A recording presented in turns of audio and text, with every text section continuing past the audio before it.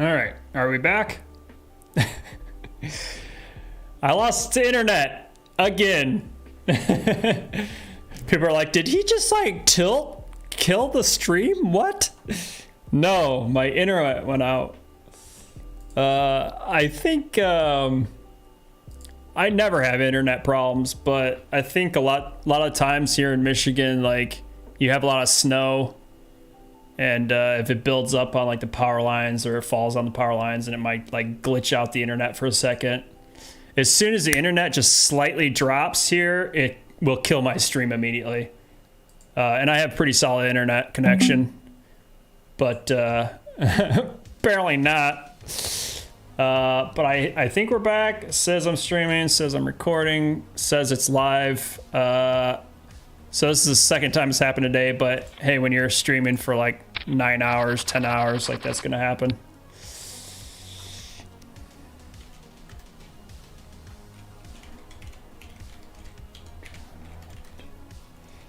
Internet dropped, but we're back.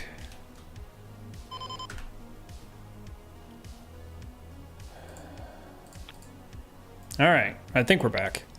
I hope we're back. Kind of sucks at the worst time I had like 15 viewers, so I was like, sure, I was a little tilted, but I'm sure people are like, there's no way he just like straight up left. I was in the middle of a sentence, for heaven's sakes.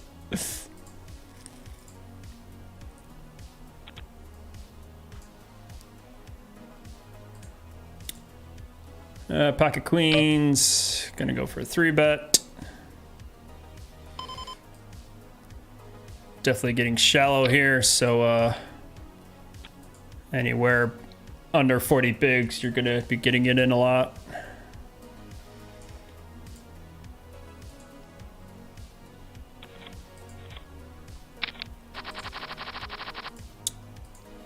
Jack 9 suited, going for an open if this comes back to me.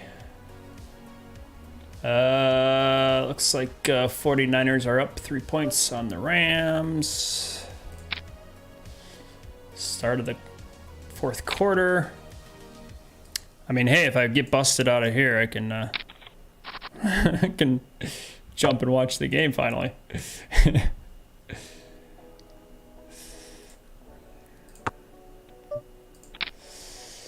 All right, I think we're all back to normal.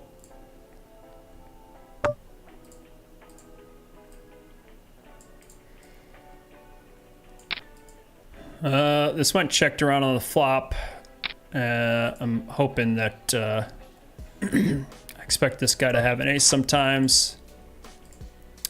I do expect this 10 to hit him a lot, and I had plenty of outs, but missed, and I don't think I can turn that 10 into a bluff. I think that's not a great card to bluff on. Yeah, he had an ace. He wasn't going anywhere. Nice hand.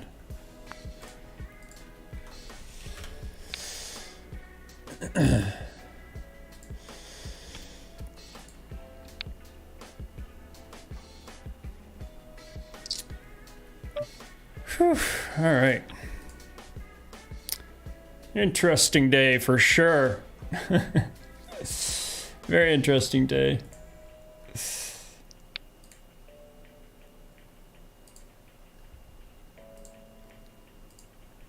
Hope internet doesn't drop anymore. I thought I had a 9 o'clock tournament. Do I not? Hyper Supersonic. That's in an hour. Okay. And that's my last tournament of the night. So yeah, got... It's 9 o'clock. I swear that was 10 o'clock. Or 9 o'clock start, 22. Yeah, I guess that is 10 o'clock. So yeah, looks like we're just gonna be playing the main event for the next hour until we pick up one more tournament. Still got the $30 tournament going on here, but again, $30 I'm not really paying attention to too much.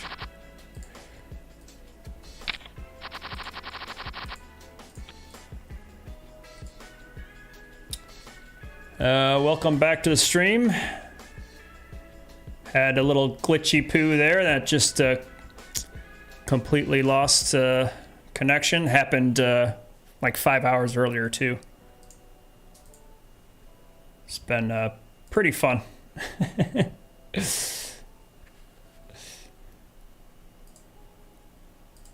Where'd Ryan go?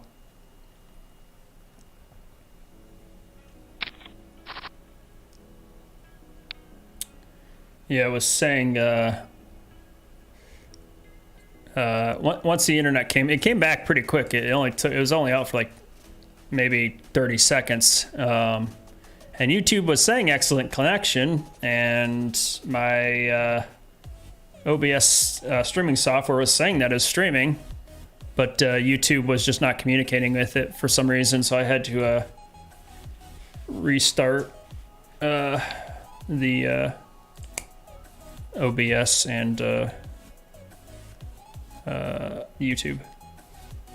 But looks like we're back to normal, which is excellent.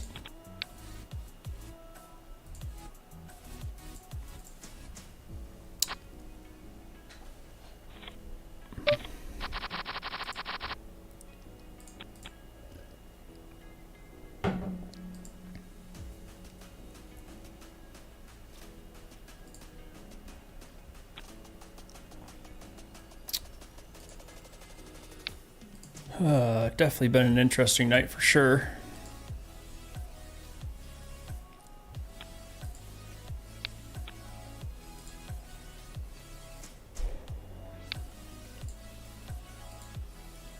I understand.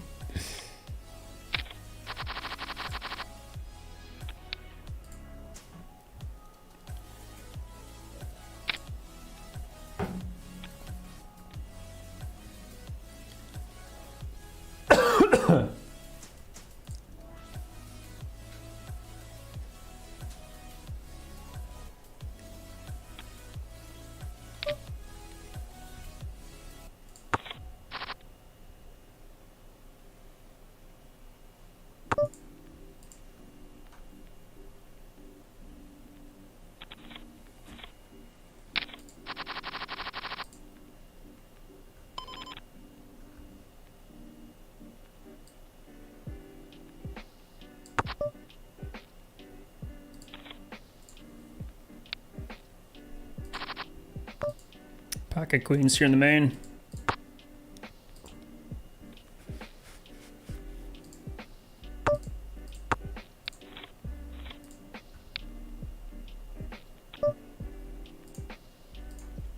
Gonna go for another 3-bet here.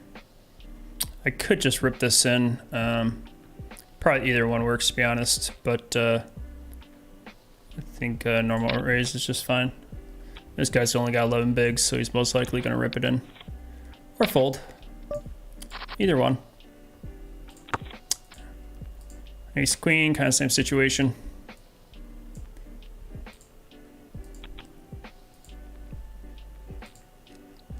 This one actually plays at 30 big blinds. It actually might play better as a 3-bet jam.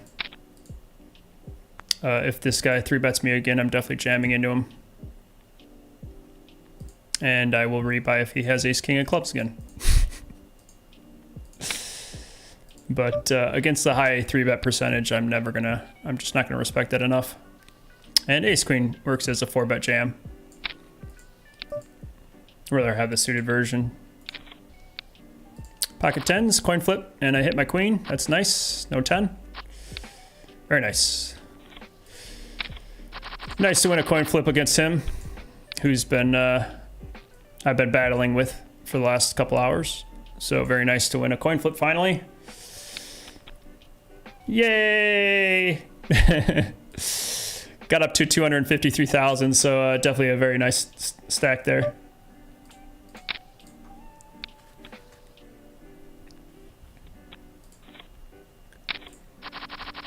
Definitely a lot better spot that they've been grinding for hours.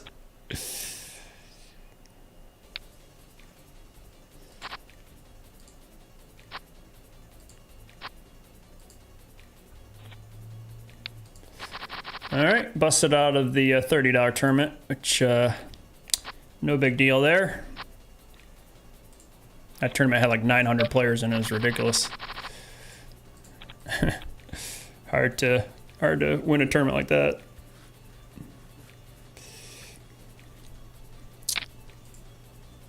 All right, cool. I'm glad I won that. Didn't have to fire another bullet. And it's kind of nice that there's no more tournaments. We're just down to this final tournament. We do have one more at 10 o'clock. But it's kind of nice to just have this one tournament left to concentrate with, or concentrate on.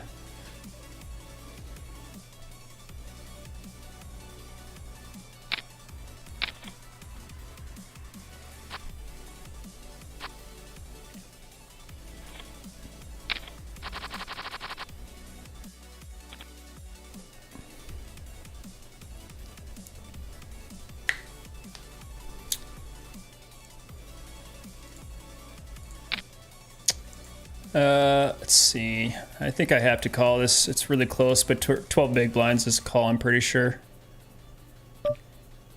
It's probably like bottom of calling range, but I think 15 bigs I had to fold. Unfortunately, he's got me crushed.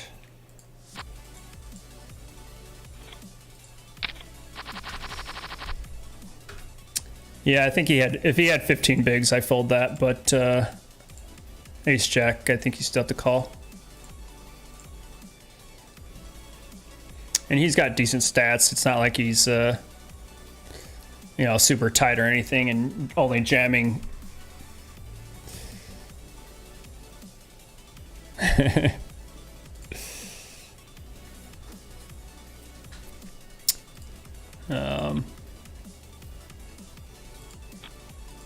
not like he's only jamming like pocket jacks plus or anything.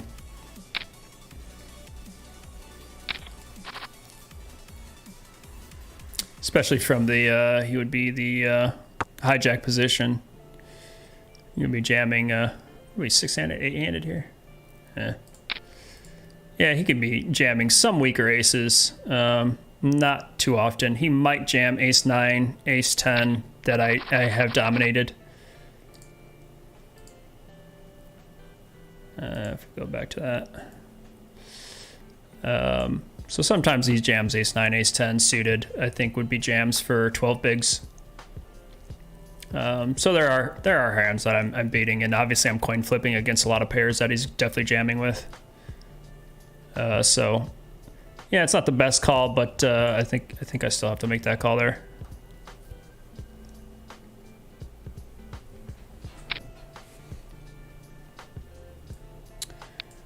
John says, I've been sub for a few months. First time watching. You're doing a great job. Thanks. Awesome, man. Appreciate it. Glad you like the stream, the entertainment, the channel. It's good to know. Appreciate the compliments. Encourages me to keep going, keep making content for you guys.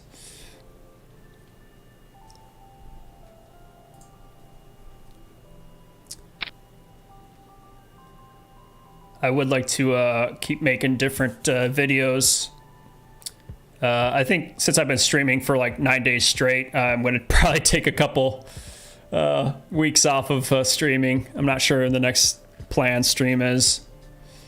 Like I've said in the past, like I'm not a big cash game player, so I really don't see me turning into like a cash game streamer.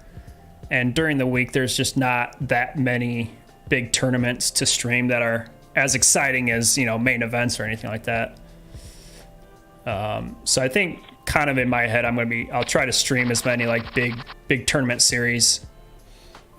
Obviously events like this, like the Winter Series or My Coop or something like that. Going for a raise here.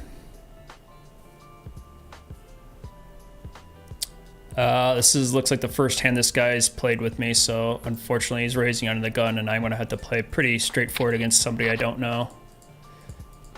Pretty good board though. I'm probably gonna check this board sometimes, because obviously the deuces don't hit my range, but against under the gun razor, I think it's fine.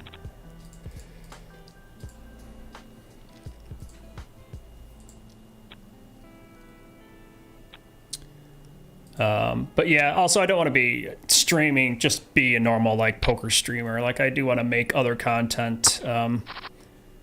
I plan on going to Vegas, I think in June around there, but it's probably gonna be a shorter trip. But if I do play a couple tournaments, I'm probably gonna do another vlog series there. It might be a little bit shorter. It may not be like a 45-minute video or anything like that, but we'll see. Anything can happen. I don't have any other big tournaments coming up, I don't think, planned.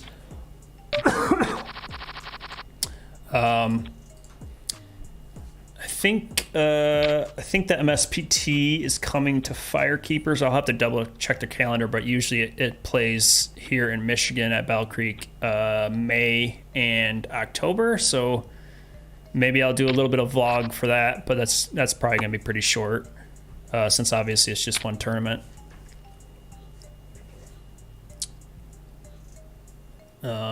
But yeah, I do have just normal poker content I would like to make, just like standard videos, and just to mix it up so I'm not just doing streams.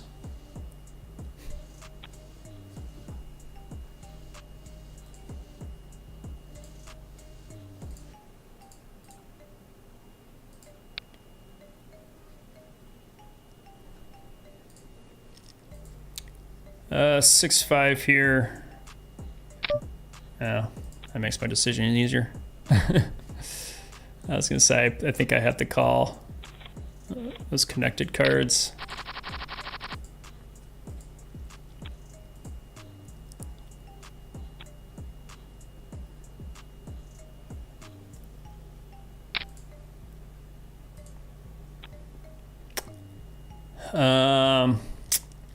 I think I can probably fold this low crappy offsuit ace. Just isn't gonna hit the board good enough, I think.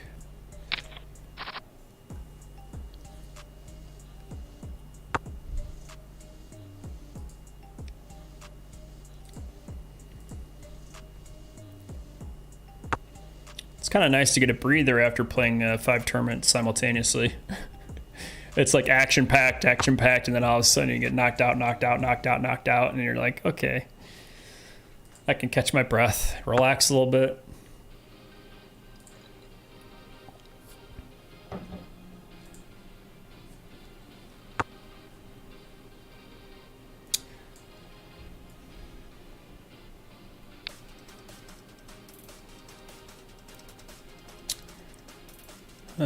But yep, PokerStars, this winter event is coming to a close. Obviously today was the last big giant day. Tomorrow is the kind of closing day. Just have 3 tournaments left there.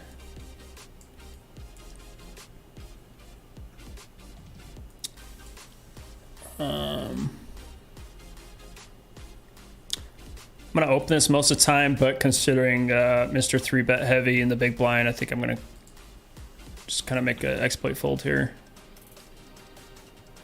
Such a seeded version I would, but I just don't want to get 3-bet again. But yeah, again, this link is in the, well, it was in the chat earlier, but link is in the description, should be, but this is just pretty much showing you my I played every single event in the winter series. Again, we still have one more tonight at 10 o'clock and then 3 more tomorrow. But tomorrow I'm just kind of gonna relax, celebrate. Right now, unless I decide to like fire 10 more bolts tonight, which I don't think I can or will. But obviously, like, I lost that big $1,000 buy-in, which kind of stings. But you know, can't expect to win playing against the best players here in Michigan, online at least. But yeah, had pretty good results. Looks like, I mean, I'll probably lose maybe $100 tomorrow too, but looks like I'm at a profit of $4,500, which I am very proud of. Obviously that can change in this tournament. Hopefully I can, you know, cash today and cash tomorrow to bump that up a little bit more. That'd be really nice.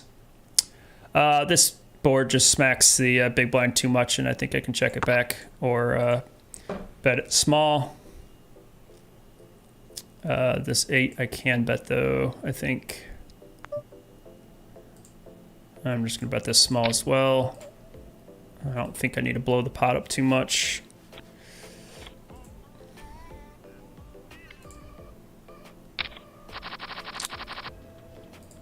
Ace Jack offsuit, if anybody knows me, worst hand in poker. I've lost more tournaments with Ace Jack offsuit than any other hand in freaking history. It's unreal. I don't know how. I'm not sure. It's just magical. Pretty good flop for me. I think I can just do a standard kind of 1/3 pot bet. And just gonna take that down there. But yeah, so 4,500 bucks.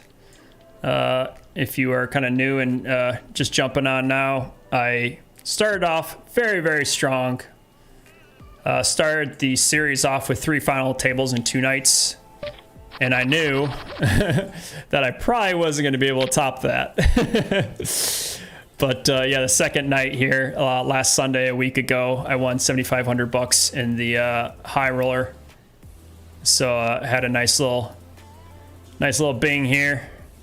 So yeah, I got to 7,500. Pretty much broke even throughout the week. And today, like I was expecting to be a very expensive day. I'm gonna just do a small C bet here. You usually want to bet small on these monotone boards. I knew today was gonna be a pretty expensive day. That was gonna ding my win for sure. But like I said, got up to 7,500, lost about 3,000 on and off throughout the week, which was pretty pricey, but played a lot of $100 and $200 tournaments, so that was kind of expected. Did a lot of breaking even, but I had some $600 and $400 losses, and then obviously today was a lot of losses. So, but like I said, at $4,500 profit for the week, which is pretty still freaking amazing, if I do say so myself. I'm pretty proud of that. If you're new to poker, playing many poker tournaments and just playing poker tournaments is very high variance. So there is going to be, like, even if you play 100 tournaments, you might only win money in one of them. Like, it's really hard to win money in tournaments because they only pay 10% of the field. Definitely going to pop this one up. With this collar, I'm going to make it about 4x. With 10 big pocket 10s here. I definitely don't want to give these guys too easy of a price to call. There's can be a lot of scary overcards to these 10s.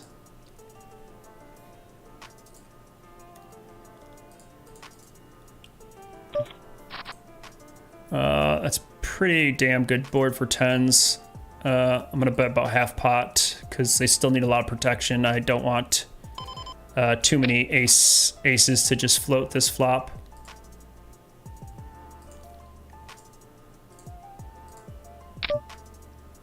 Well, this is just a cooler, I think. I don't think I can ever fold. Up against 9s, no 9, baby, no 9. Yes! Oh, that feels so good. Oh, phew, that's a breather. I need a breather. Wow, what a massive pot too. I mean, there's so many hands that he has me crushed by, but I think Jacks plus, if I'm like completely dominated pre-flop, Jacks plus I feel like most likely would 4-bet. Maybe not, but I think at our stack depths of like around 40 big blinds, I feel like Jacks want a 4-bet, Ace King wants a 4-bet. Obviously that's an awesome board for 10s. I can see him doing this with on a board like this. I think 6s would fold out. 8s and 9s would definitely call. So pretty much the only hands I'm beating are 8s and 9s, I would say. I think 4s, deuces fold out, so I'm not too worried about that many sets, and there's only a couple combinations of 7s, obviously. So if he flopped a set of 7s, that's just a cooler, and you just got to go with it, and sometimes you just got to get knocked out of a tournament. Sometimes you just got to go bust. Whew, that was a big pot. It's a $560,000 pot. Holy crap. But I've seen this guy obviously be pretty aggressive, so I'm not sure exactly where his bluffs are here. Like I said, ace king probably 4 bets. Maybe like a king queen of hearts or something. I don't think he has many bluffs here, to be honest. I don't know. But thankfully, a perfect situation and ginormous double. Huge double. Very exciting.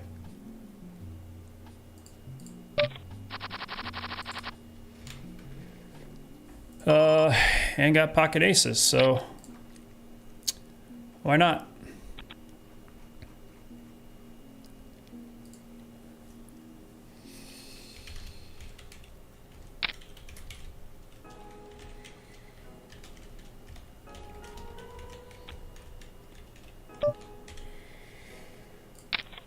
And good luck, buddy.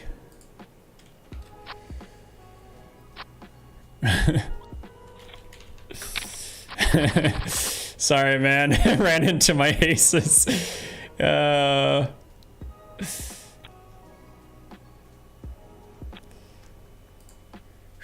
going on a heater here. Hey, man.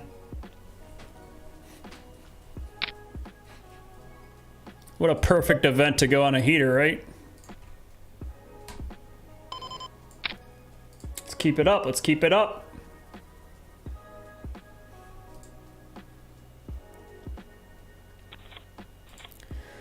Phew. Jeez, 10s, jacks, aces. Heater, baby, heater.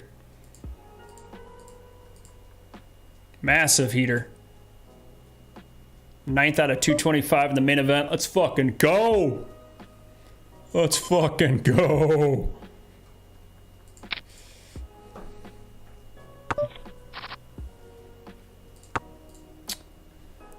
William says, been following since the 5-card draw tournament. Take this down. Thanks, man. Appreciate it. I am trying my best to take it down. I will definitely take some heaters to help me out with doing so. Phew.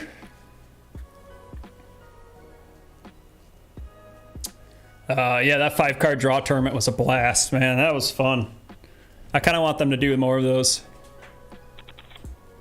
But yeah, if anyone's been following this whole series, I've played Pot Limit Omaha, 8s or better, the horse tournament, and then the 5-card draw tournament. So out of those 5 or 4 tournaments that I've never played before, I've played one horse tournament live once. That was really fun. I do know all the rules to the games, give or take. Strategy, I do know like very basic strategy, but that's as far as I can go. You know, I'm not big on strategy on any of those games. Obviously, I had a couple people watching that were kind of cringing at some of my plays, but that they were like all big Pot Limit Omaha players. You know. And but I was learning on the fly, and I had a blast in all those tournaments. The 5-card draw tournament, that's such a rare game that no one knows how to play, you know, unless you're from the 1880s or something and playing it. If you're 200 years old, you might know how to play 5-card draw, but it's such a really simple game, so there's nothing too complicated about it. But I was basically playing it just and treating it like I was opening any hand, basically like video poker, like jacks or better, I'm going to raise. And that basic strategy basically took me all the way to the final table, and I finished in third place.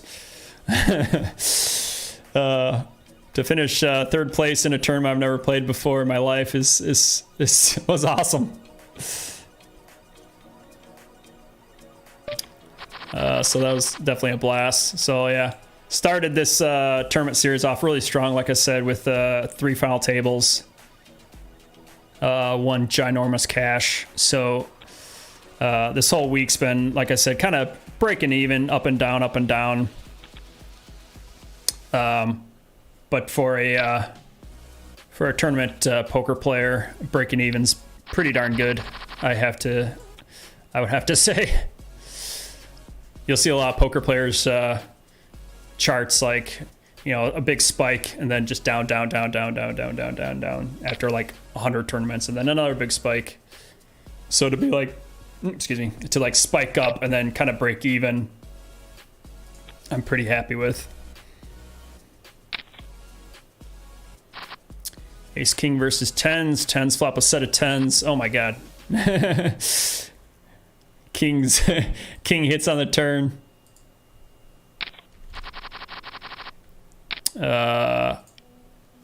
Which been pretty sick because he still has outs. Kings can hit a queen or an ace or a king.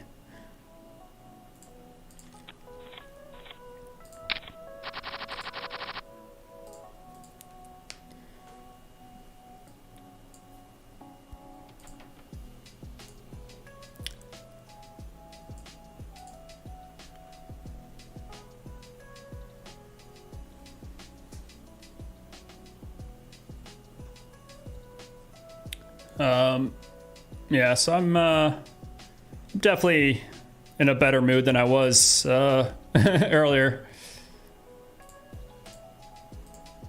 I got played the marathon tournament earlier. Started at 2 o'clock, just finished about, I don't know, maybe hour ago.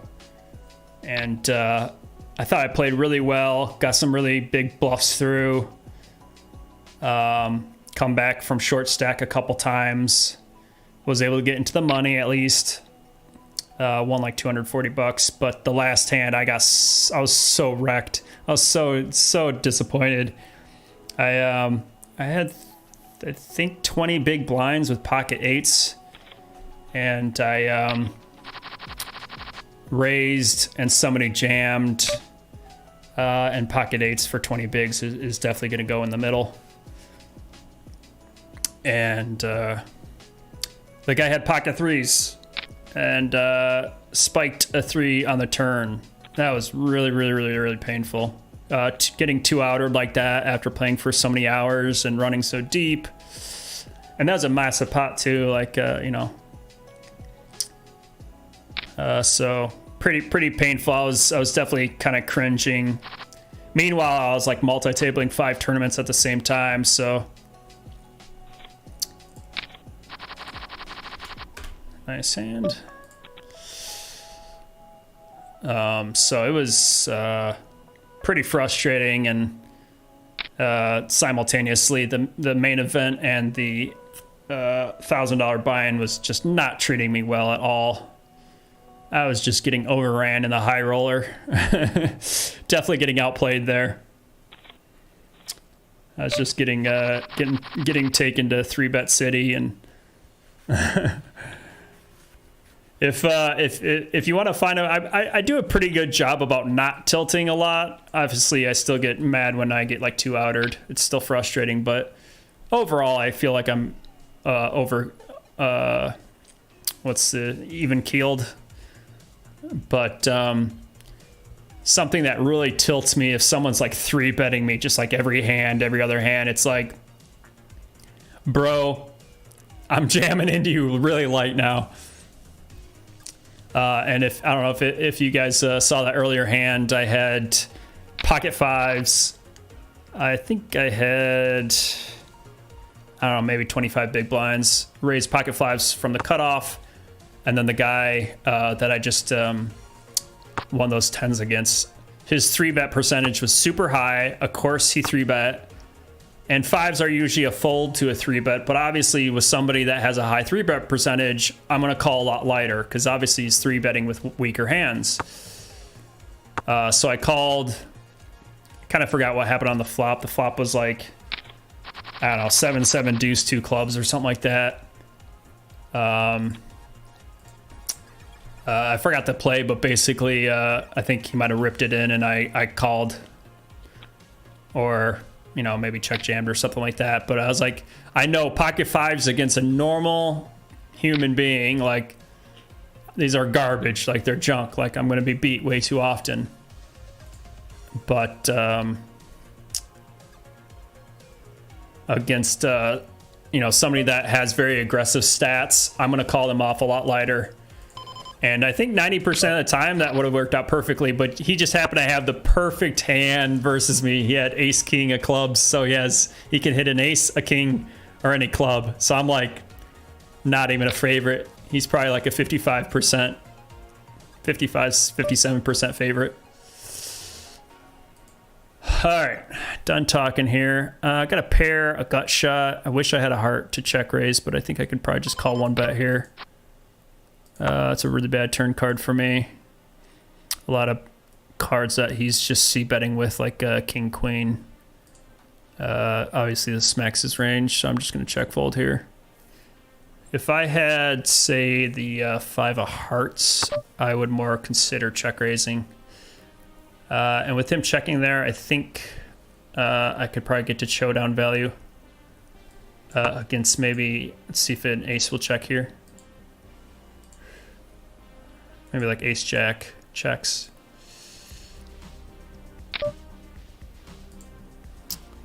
It goes for a big bet here. I don't know if this is the best card to bluff catch with. I just don't see how he would check that.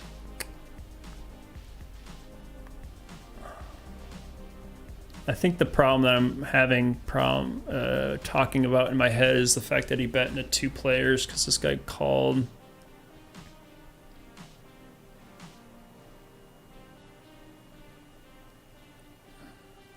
I think he's going for, why would he bet so big with 9s? What a sick fucking call. What a sick fucking call. I'm a sicko.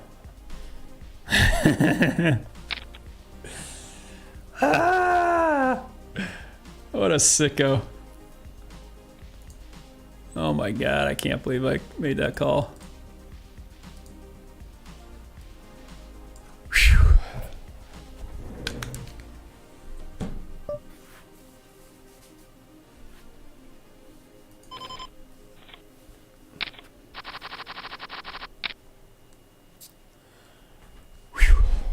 Wow, what a call. I'm pretty proud of that one. I haven't made a good call like that in freaking ages. So my thinking was he kind of polarized. He went 75% pot on the river here.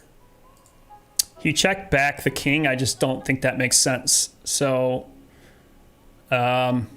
which means if you have like 9s, I feel like 9s would make a lot of sense here. But I just don't see like 9s betting that big. Sorry, I'll go back to that hand in a second. I just don't see 9s betting that big on the river. Like they should be scared of that 10. I mean, he does hit that 10 a lot of times. Jack 10, queen 10. I got a call here for 14 bigs from the hijack here. King, queen, no king, no queen. Another knockout. Let's go. Let's go. Whew. Man, I've been on a heater for the last half hour. Run good, play good. Run good, play good. Need to do a little bit of both. Oh my god. 800,000 in chips. Whee! GG. Oh my God, this has been crazy. But yeah, I just think that large size bet just doesn't really make sense. Like if he had, I'll give you another example. If he has a 10 here, I call the flop here. If he has a 10 here, he does want to value bet to get calls from a 7. I called the flop, so I'm going to have a lot of 8s and 7s in my hands. He's going to want to value bet. He's going to want to bet, you know, if the pot's 124, he's going to want to bet, you know, maybe really small, like less than half, be like 50,000 or something like that. He's going to want to get called. That's a really great river card for him. Betting big here just doesn't make sense. It just, to me, it kind of smelled like a bluff. Obviously, that's why I kind of tanked. And again, pocket nines check down. Ace queen has showdown value. That checks down. There's just too many hands that I feel like check down or bet small for value. I just don't see any polarized bets that make sense. Hearts missed on top of that. But wow. Let's go. 5th out of 205 in the main event. That makes me feel pretty good. This guy's got a huge stack, 80 bigs. I could probably 3-bet that, but I'm just gonna call here. I don't have that many hands against this guy, so I don't really know him that well.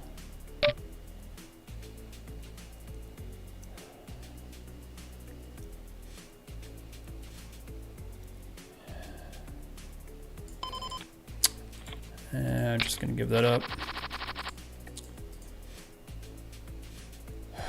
Pocket nines. There's some big stacks here. 75 big blinds, 89 big blinds. I mean, that's pretty insane. Pre-flop 14, pretty standard opening. I'm gonna go for a 3-bet here. From the small blind here. Need to protect my nines.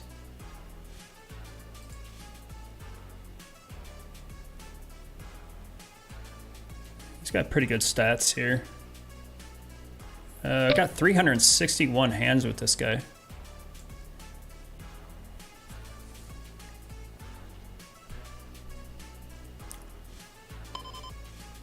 Why do I not recognize his name? If I have 361 hands with this guy, I've played with him a lot. I think I have to 4-bet or fold.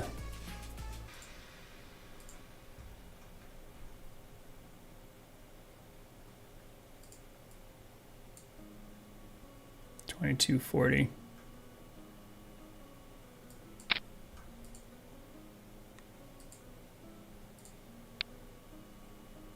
Oops. Can't play perfectly all the time.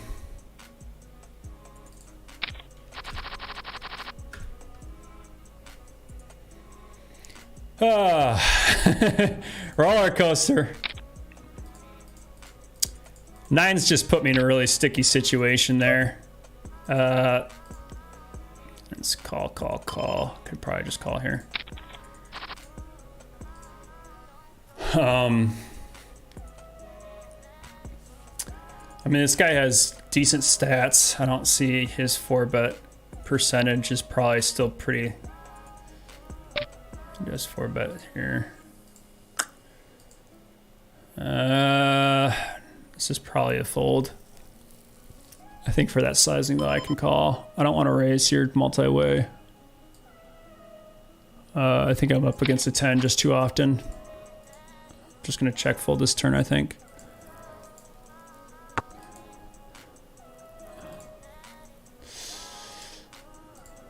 Yeah, those nines, man, that's tough. It's really close. Like I was saying, the reason I kept bringing up this guy's stats is because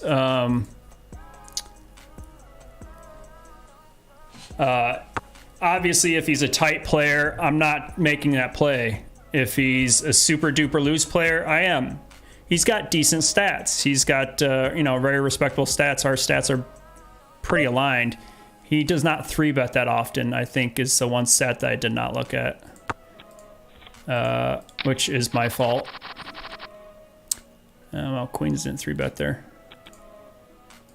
Well, I 3-bet him. That means this.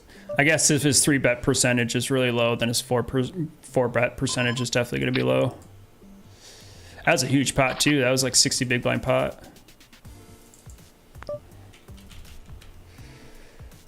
Oops.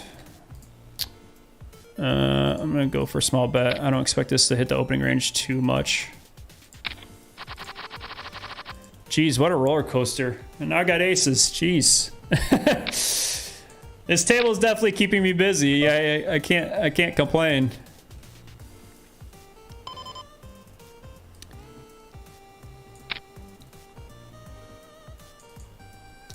Jeez, oh Pete's. This is a lot for my brain to handle. I made a really good call and then a really bad call. Or jam.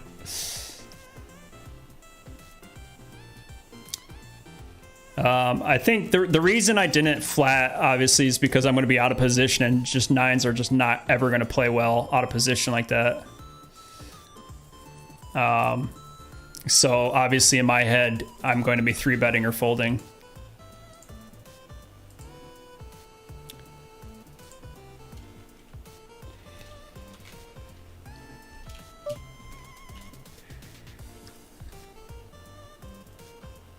I'm gonna go for a larger size bet here.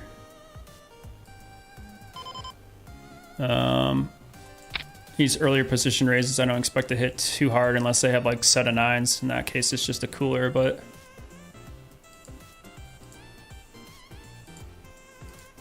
I do want to get value from tens, jacks, queens, kings, obviously. It's gonna be putting me in a pretty shitty spot here.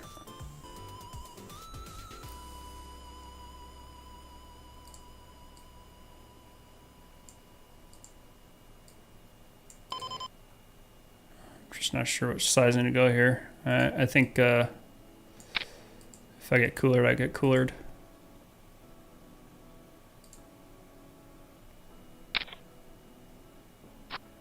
Yes! There we go. Jeez. God, what a roller coasters. What a roller coaster. Jesus. Nowhere else in the main event. Man, main event's always... I don't know why it's always here. This is where all the action is. Another cooler. My God. This is just insane. This is just insane. I've never seen like such big hands. And we're all so deep stacked. That's the sick part. Like we're all like 60 bigs deep. God bless America. Wow, what a cooler. I was still trying to talk about the nines versus kings hand to justify my my jam. I can't even talk. Now I have ace king. I mean, just keep bringing in the heater, I guess. That's all I can say. Jeez, oh Pete's. This is just sick. Can this just slow down just a little bit, please? I mean, I'll keep taking the big hands. I'm not saying that, but stop scaring me with this whole like 60 big blind pot type of thing. I almost got knocked out there.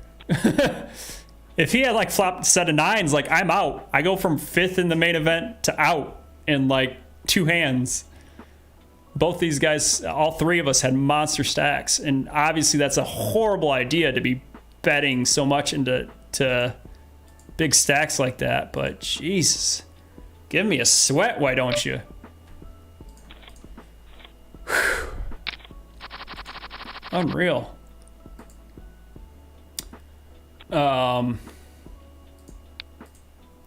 God, it was only a couple hands after that nines versus kings hand. That's just ridiculous. Okay, here's the nines versus kings hand.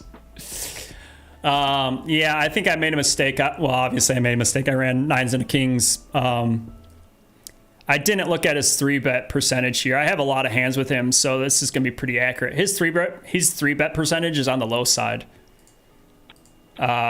So obviously when he 4-bets me, the alarm balls should be going off in my head. So that was a huge mistake. I almost got lucky. I had an up and down straight draw. That would have been just ridiculous. I would have felt pretty bad if I got lucky there, but I would have taken it. But geez, oh Pete, this roller coaster. I'm over 1 million in chips now. Jesus, I can't even take a break. And then like 3 hands later, aces versus queens, and that was a monster. I mean, look at the amount of chips we both started with, about 500,000 in chips, and he had me covered. He could have knocked my ass. And I had a very decent stack. Wow. Like I said, I just didn't think this hit the under the gun razor's range, and just hope 10s through queens, like I get max value out of it, and I did. But that's just a cooler for him. Like that's not, he couldn't have done anything about that. Aces versus queens. Especially on a pretty dry board. That was definitely a safe board for queens and aces, so just pretty sick for him.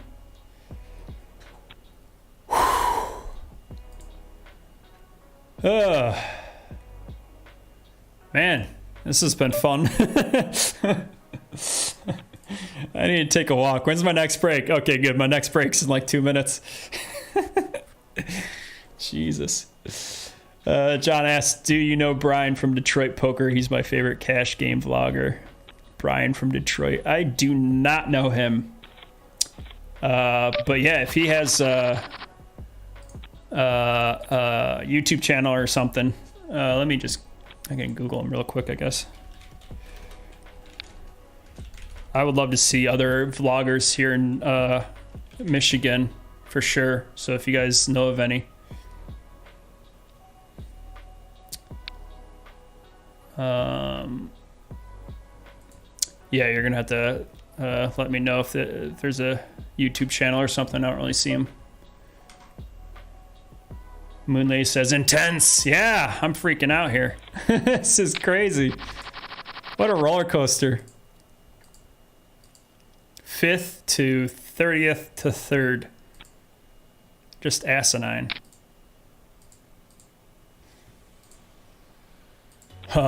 Still 200 players though. That's the sick part. We are so long way to go here. I mean, if I pop open the lobby here.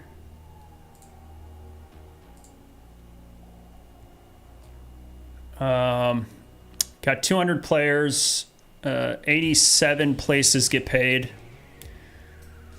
And first place is $20,000, which is freaking sweet. 87th place pays out $433, so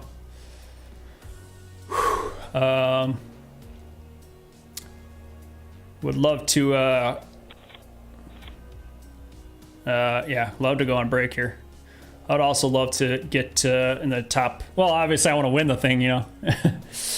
But just to be able to break even today, since I lost that big $1,000 buy-in tournament.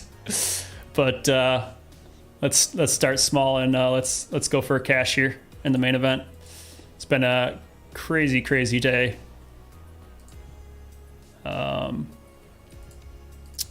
But yeah, 5-minute break. Definitely need a break here. I need to take a little walk, get some water, do some deep breathing exercises. See you guys in a couple minutes.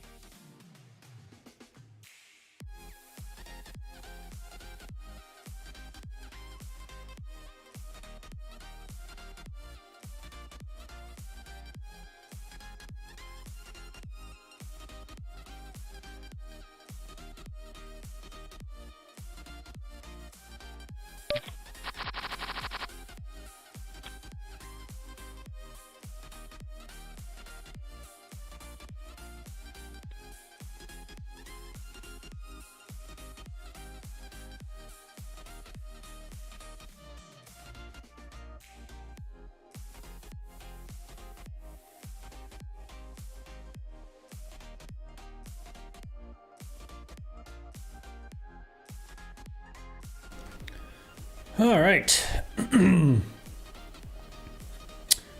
Just to add back to some complication, got ourselves some another tournament. Gotta make it fun. This is a $50 6 max hyper turbo deep stack supersonic. Phew, mouthful. I don't know what supersonic means, but we'll see. But it's gonna be pretty action-packed. But go back to the main event here, where we've been very active.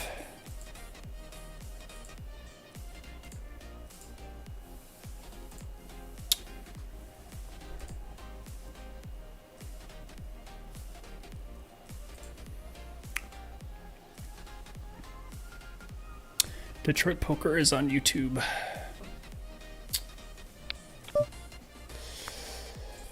King 10 suited probably works just fine as a call here.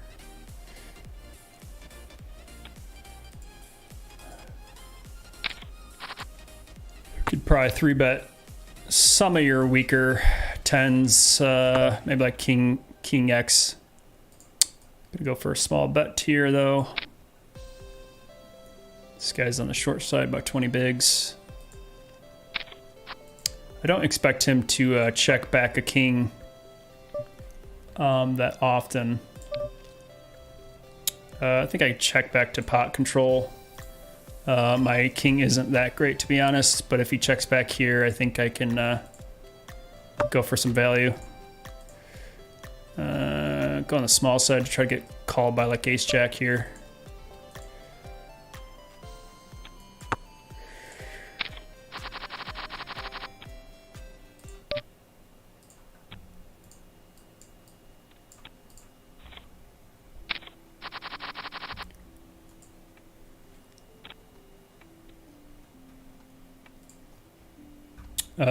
Oh my God, the Rams came back. Holy crap.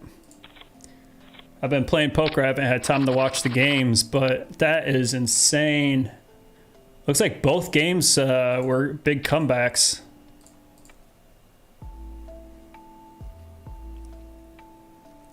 Wow. Can't wait to watch the highlights on those games. It's pretty insane. Go Stafford. Yeah, I'll watch once this night ends, which might take a while, but I'll watch the highlights later for sure. Looks like both games were pretty intense, close finishes. So what is that? Cincinnati versus Los Angeles in the Super Bowl? Pretty sure. Bengals versus Rams. Didn't see that coming. Those are two kind of random teams that I'm trying to think the last time both of those have made it into the Super Bowl. That's pretty cool though.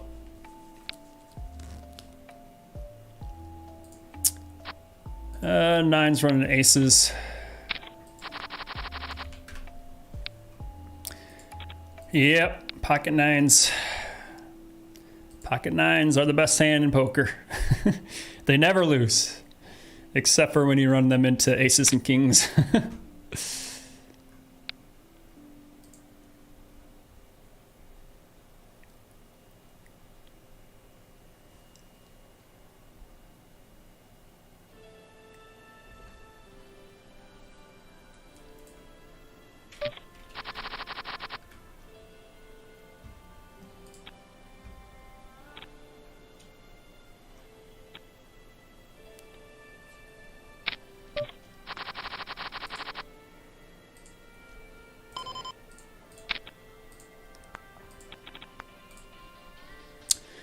Queen 9 suited here under the gun, although there's some shorter stacks. I think I'm deep enough to be opening these fun little straight type suited hands.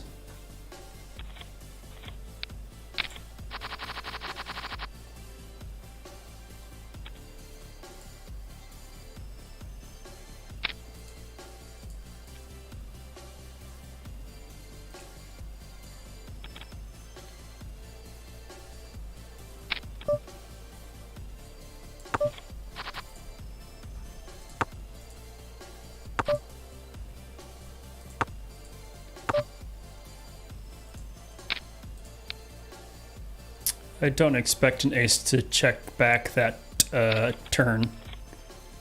So looks like I got value from King High called me. Okay, cool. Didn't exactly expect to get called by King High. I'll show you that in a second. Yeah, so I just checked back the ace. Obviously, it's gonna be a better card for the pre-flop racer. And obviously, I have a really bad kicker, so I don't see much point in blowing the pot up when I could be easily dominated. But bet pretty small. I think I went for like maybe, yeah, I bet third pot. So good bet size to get called by King High. Yeah, sure, I might 4-bet jam or 5-bet jam queen pocket nines as a mistake, but I do play some hands well.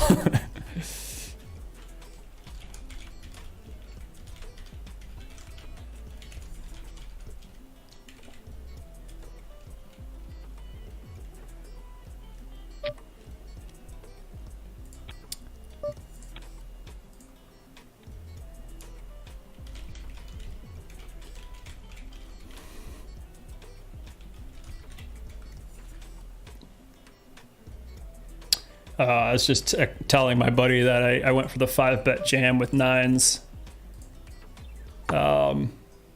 He played at MSPT. This was, I don't know, 6 years ago or something. He 6-bet jammed nines, which is just asinine to me.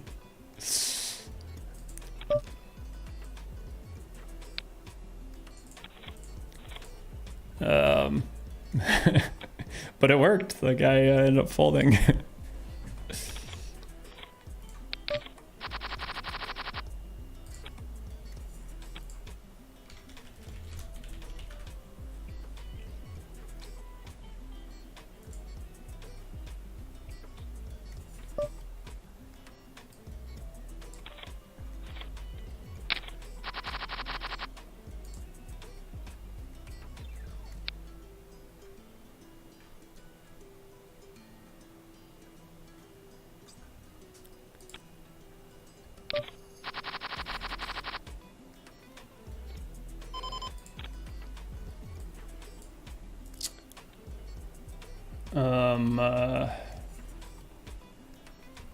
John, I'm assuming, is this the guy, if you're still watching, this is the Detroit poker guy, got 8,000 subscribers. Looks like he does hand analysis and stuff. No, I have not seen this guy. I should check him out, though.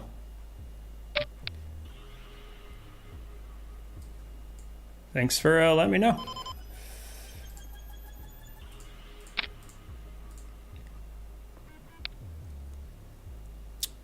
Yeah, see, pocket nines are the star nuts, see?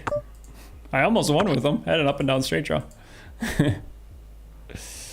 When they say, today was a Super Bowl? No, it was not. This was the conference finals, I believe.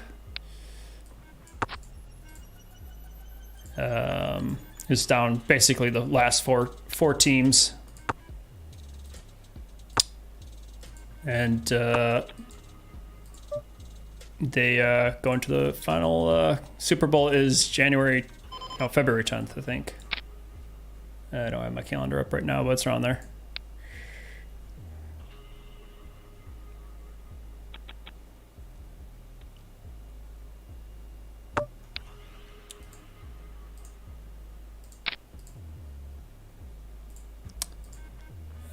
King, queen, could be a 3-bet, but with these 20 big blind stacks, it kind of pushes me into more of a jam, but obviously with this 3-bet here, just gonna fold.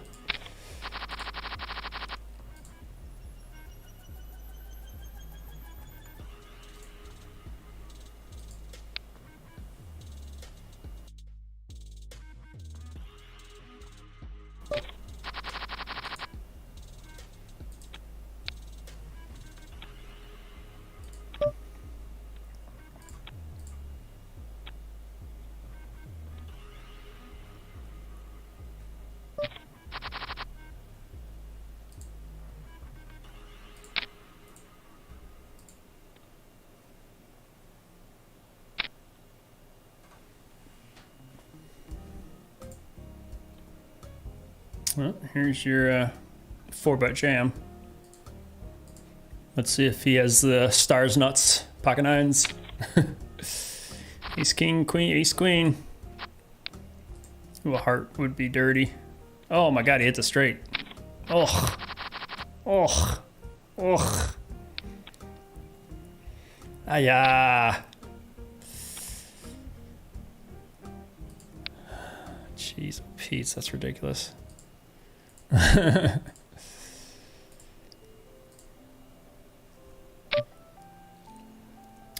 Jack 10 off. Not the best hand, but from the button. And obviously I'm super duper deep, I can afford it. Flopping up and downer here. This guy's got about stack to pot ratios 2 to 1, so just being conscious of that. I don't think I necessarily have to turn this hand into a bluff or anything. Obviously I'm not getting a king or a queen to fold that often, but I'm just gonna rip in the nuts here. I think I am gonna call because I feel like that ace might be a scare card for him. I have a feeling he's gonna check this back.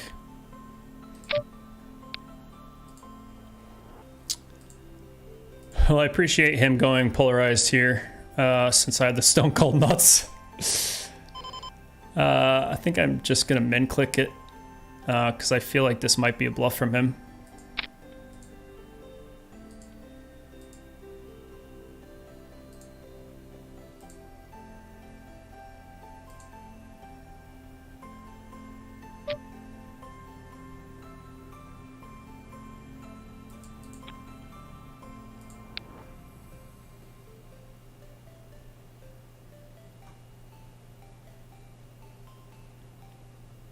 I wonder if I jammed, it would have been less, would have made it look like more bluffy. I think this min click would have, is like too obvious that I'm trying to get value. But, wow.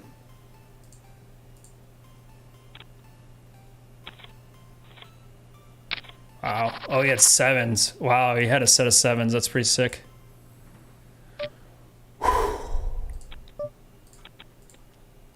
I think I needed to jam that. I think that just looked too obvious as a value hand, but I'll be honest, like I just don't hit those spots that often and don't know exactly what to do.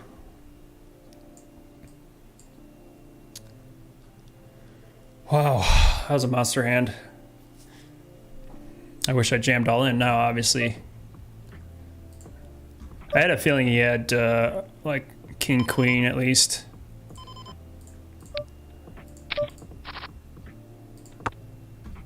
Wow, that was a big hand. I should have jammed. Hindsight's 2020, right?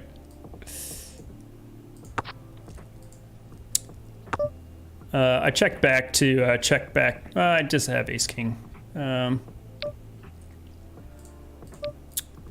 I think I kind of missed a big bet there. I'm definitely going to check that back. There's a lot of aces that are going to be B, but he's got stock to pot here. If he jams here, I'm just going to fold.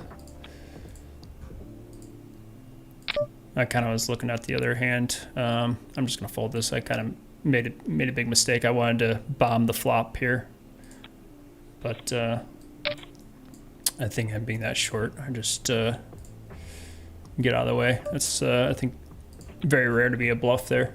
I'm just getting dominated by so many more aces. But yeah, here's the big hand. He flopped a set of sevens, and I think he went like a third pot maybe on the flop, I want to say. Yeah, he went pretty small. Looks like 1/5 pot almost, 1/4 pot maybe. And I smacked the world, turned the nuts. I decided to call because I didn't want to scare him right away there. Just in case he did have like a hand like king, queen. that ace can be a little bit of a scare card just because there's going to be a lot of some 2 pairs in my hand, like ace 7 I would have 2 pairs, so that'd be beating his king queen. So I didn't want to go too aggressive there. Obviously I have the stone cold nuts.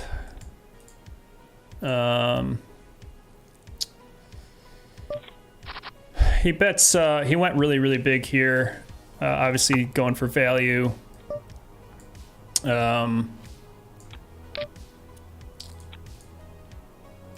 But I think I just need a jam here.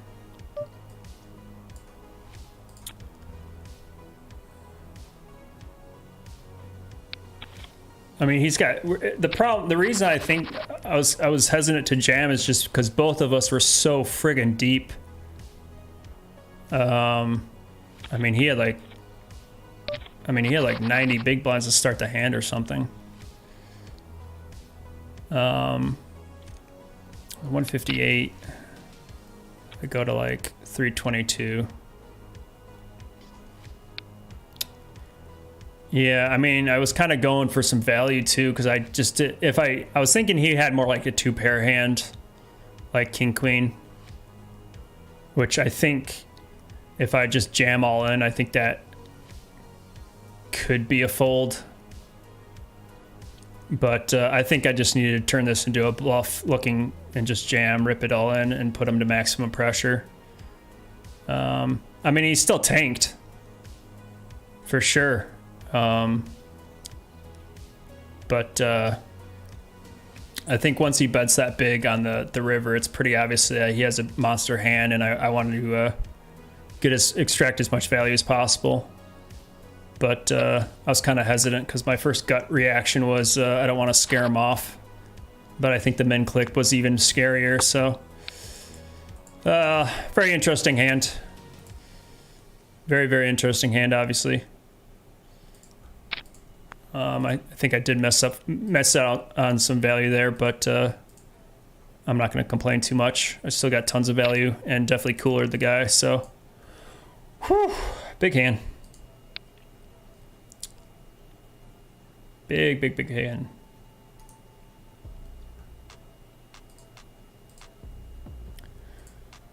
Pretty crazy. Definitely been running pretty hot here. Can't complain as of late. It was a pretty rocky in the other tournaments, but definitely feeling a lot better now. Right now I'm first in the main event, so I can't complain at the moment.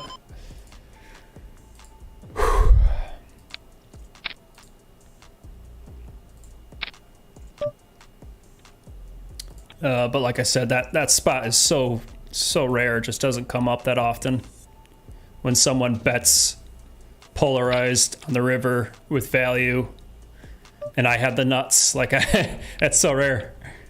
I don't know how to handle that situation.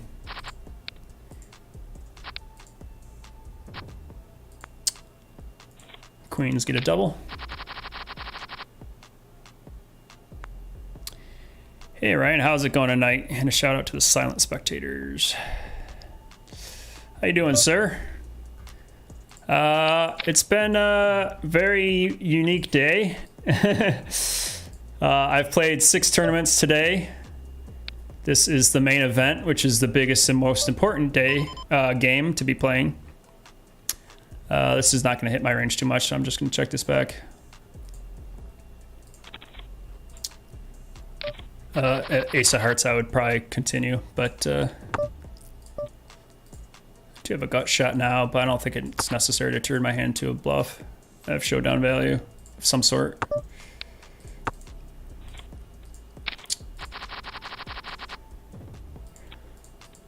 But yeah, it's been a pretty wild day.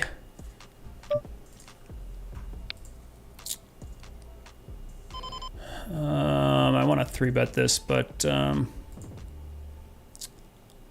can I just call here? I'm just gonna call.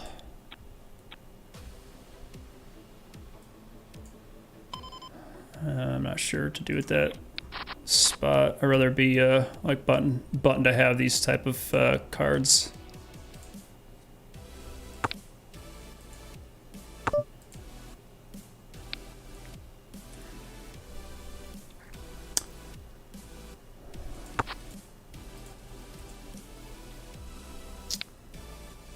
I was just deciding if I wanted to turn in my hand into a bluff on that board. I do have a gut shot to the nuts. 5 and 125. I do have 2 overs, at least 1 over to the 10. And of course I've been running hot, so why not hit it?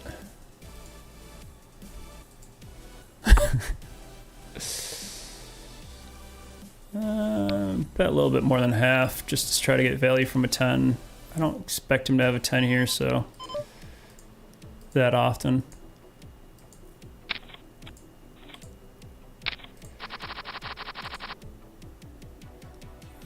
He had ace 10, so he did have a 10 I got value from.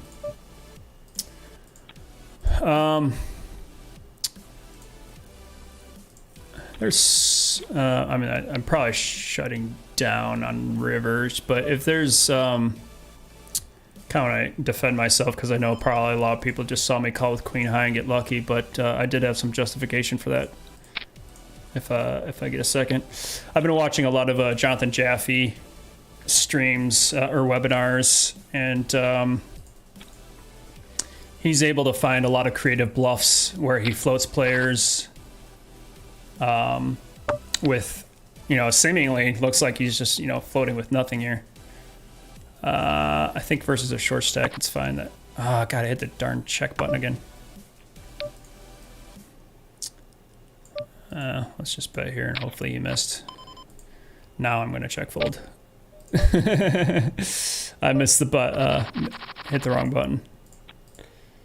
That happens every once in a while. That's okay. Let me see if I can find that hand. That was kind of an interesting hand.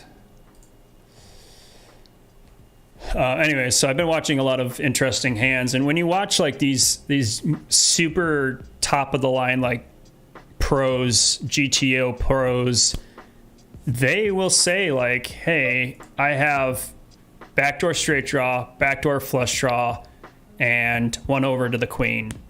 And just based on something so simple to that, they will float somebody 1 or 2 times and then bluffing the river with just king high.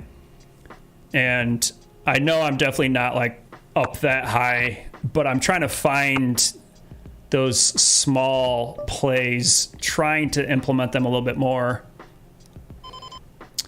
Definitely can call here with pretty strong ace. I'm gonna check this back. I could go for a double check here, but let's see. I don't think that's necessary. I expect him to bet a lot of aces. Looks like I got lucky here again if he does have a hand like ace 10, but I would expect him to bet an ace on the flop, but still gonna go for a little bit sized up since I river 2 pair here.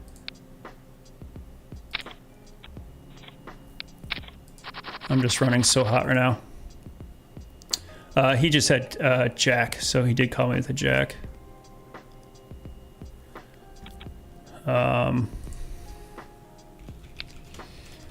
He said you're running hot, yeah. I just told him yes, I'm running on a superheater. Sometimes you just run like a god. I can't really talk more than that. That's not encouraging me to play super loose. I'm still gonna try to play a good range of hands. So if I go back to that queen 9 hand, like I said, I still have some equity. I mean, I don't have a flush draw at this point, which kind of sucks, but if I hit an 8, I have the nuts. With the 9. So I think I can get a lot of value out of that. I do have 1 over to the queen. Let's see, gonna go for 3-bet here.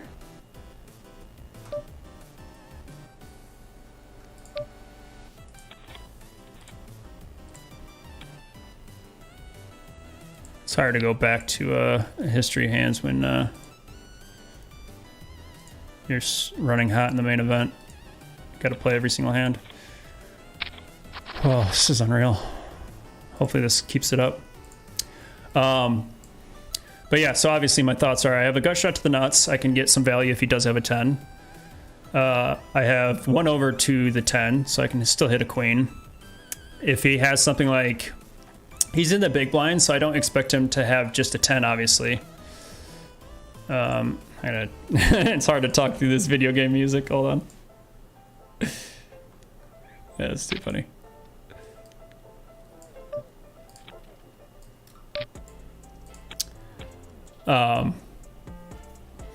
But I don't expect him to have a 10 here all the time, obviously. I think he obviously checked the flop, which is as to be expected, and he followed through on the turn. I guess I don't expect him to do this with too many 7s. I expect 5s and 6s to check. He could have like 9s or 8s here as well. But again, being in the big blind range, I mean, this board does hit him a lot. He could have a straight and I could already be dead.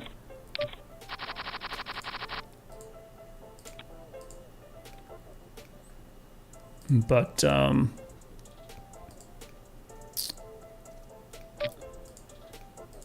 plus in my head, there's also a lot of bluff outs that could hit. Like if 8, I mean, it goes 4 straight. If like an 8 or a 4 comes here, I can start representing a straight. And I feel like if he bets, if I raise or something like that, that could scare him off. So there are some bluff cards for me here to at least, you know, get a 7 or a 6 or a 5 to fold if I bet, you know, polarized on the river. This guy has 20 big blinds. I've been running so hot, I'm just going to expect to hit a deuce or a queen on the turn here, but I'm still not going to play stupid. If he bets or I fold. I do have some backdoor stuff, but I think I need a diamond to continue. Plus that Jack 9 does hit cutoff range a lot. Yeah, so I don't know if this is the best justification for my reasoning, but in my head at the time it made sense. And obviously I just get lucky and bink the queen to get value from a 10. But I don't mind my play there. I'm curious to see what other, like, I'll have to ask my buddy. I got one guy who's a pro. Actually, I got one guy I won a bracelet. Someone ask him. I don't know. Sorry, that was a pretty bad. That was pretty weak. Just curious to get friends' opinions on that, though. I'm also curious if I should be raising that queen 9 suited. I think that queen 9 suited is more of a raise, to be honest, pre-flop, because you want to fold out. You want to be folding out any queens that are dominating you. This guy's jamming, but it's only 5 big blinds to win. I'm getting 2 to 1 on my money. I have to call here, even though I'm going to be dominated a lot of time. And we get lucky and chop. But for that short of a price, I can't fold ace-7 off.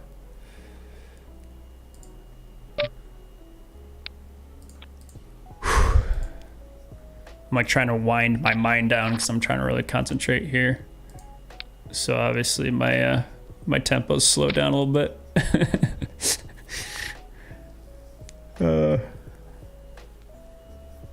Definitely bet on a heater. Can't complain about that. Just trying to concentrate and not make too many mistakes.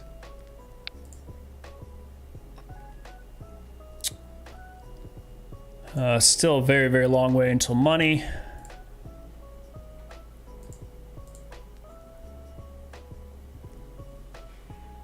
Looks like 144 left and 95 places get paid. So yeah, about 50 spots to go.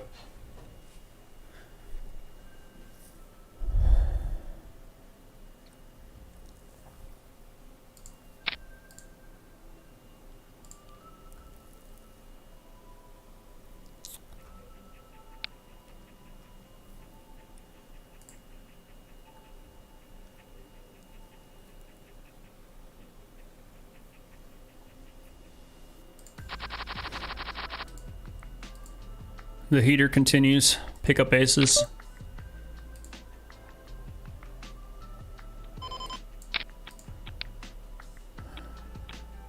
Pump up the raise size for the under the gun limper.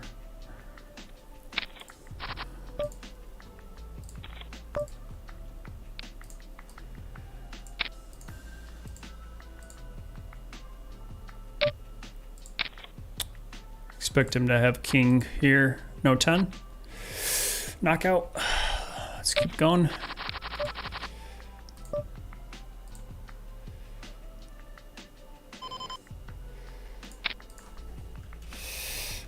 I haven't been on a heater like this in a long time.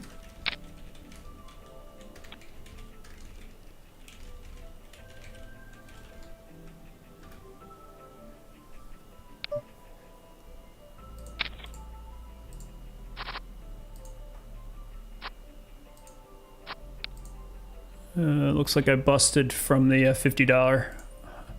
Not even haven't even been paying attention to that game at all.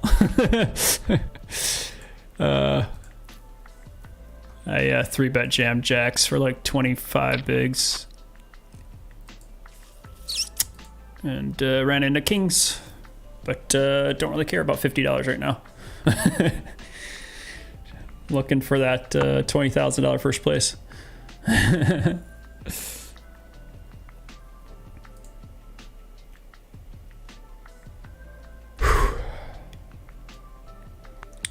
And with that bust out, that was the last tournament of tonight. So again, I had 6 tournaments today, and running like a god here in the main event. Hopefully this stays up for the rest of the night and into day 2. That would be nice. This is a day 2 tournament. This does end at 1:30, but obviously that's still 3 hours away, Detroit time. So. Well, I guess it's 3 hours away, everybody's time. But I'm saying 1:30 a.m. Detroit time.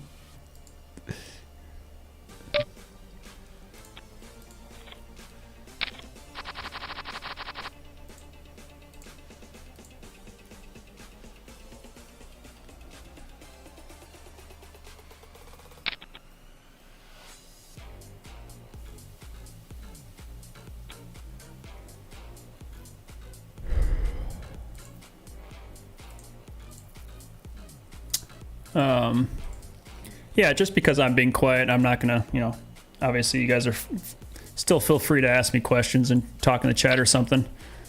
I can still multitask. I know I'm kind of like trying to be in the zone right now. Keep my heater going.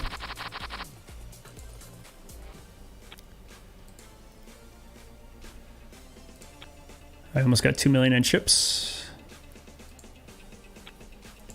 I'm gonna go for another 3-bet if he opens.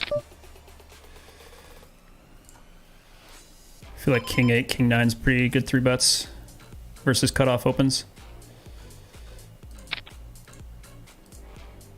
Just hopefully we don't get a 4-bet jam.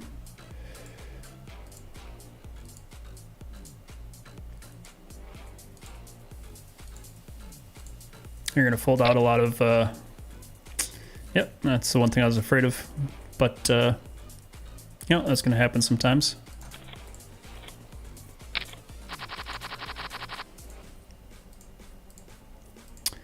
In his defense, this is what I was complaining about a couple hours ago. There was a player at my table who had a monster stack, and every single time I raised, he re-raised, and his 3-bet percentage was like 20%, which is just like super high.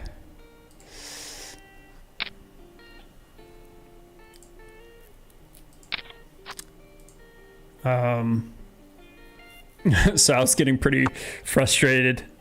Like I was, a couple of hours ago, I was complaining about like, yeah, that is definitely something that will tilt me, and I will start firing back at is somebody that 3-bets me a lot.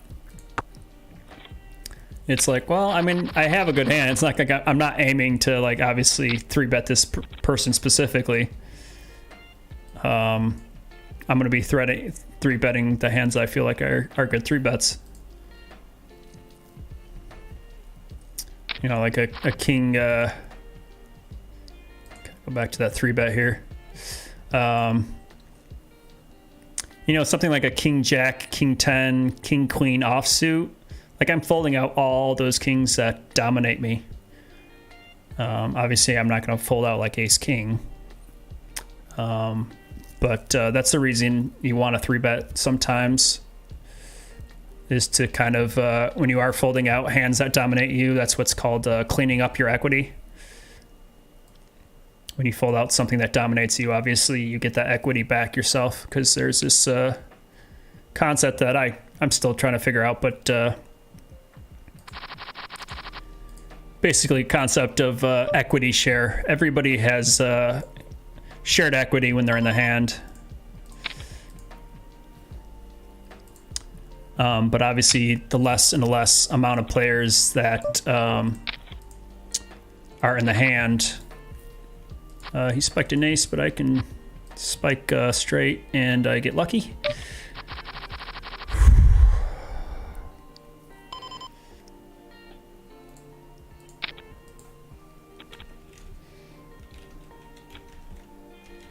I'm such a lockbox. Oh my god. Oh, I'm so sick. I'm just running so hot, it's ridiculous. Jesus.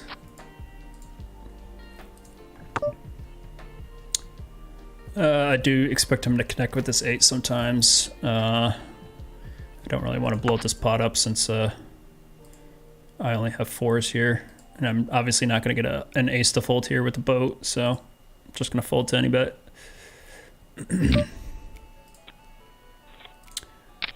Can't believe I got so lucky there.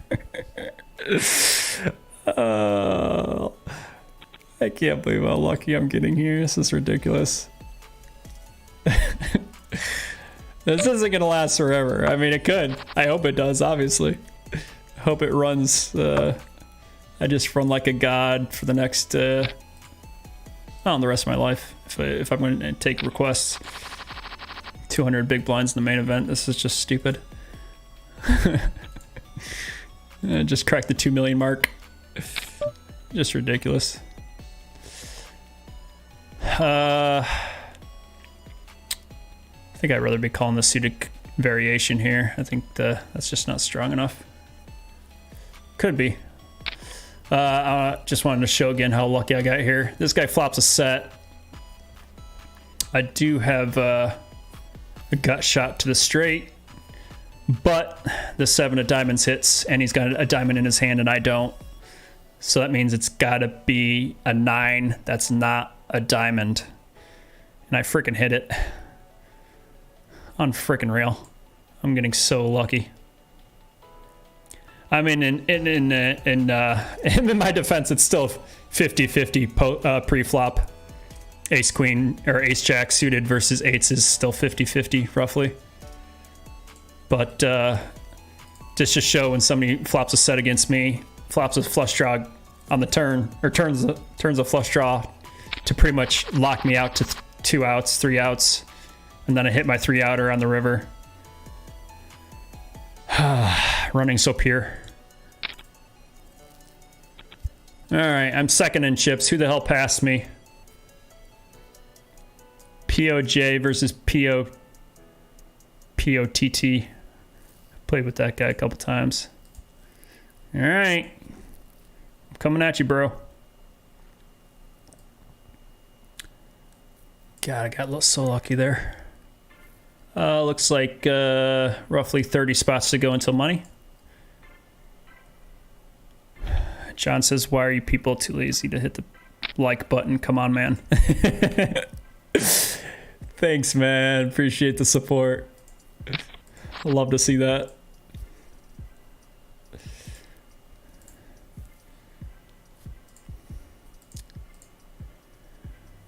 Whew. I don't know why. I only run like pure in main events. It's crazy. I should play the main event at the World Series of Poker in Vegas. obviously, if anyone has been following me since I started streaming a year ago, way back in, what was that, like February, March, I finished 8th place in that main event. Won about 6,000 and was that like 1,200 players or something? That was a main event. And then I played, I think, the second MyCoop. I think there was like another Michigan Championship of Online Poker. I want to say like late July or August or something. I didn't play that entire series, but I did play that main event. And I ended up winning like $600 in that.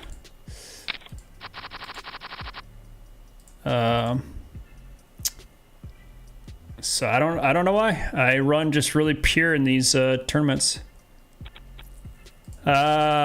Looks like picked up George Jansen here on my left. He's 7th in chips, so I want to be avoiding him at all costs. Definitely don't want to butt heads with him.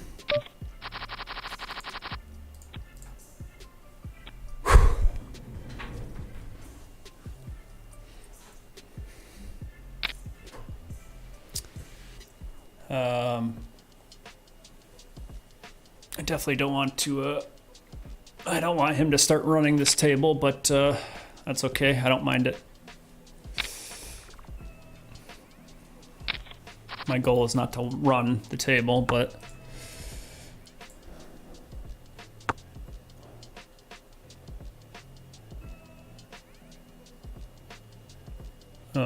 when you're running so pure and so hot, people tend to back off, so your bluffs get through a little easier. And obviously I've been hitting rivers, so but I don't mind.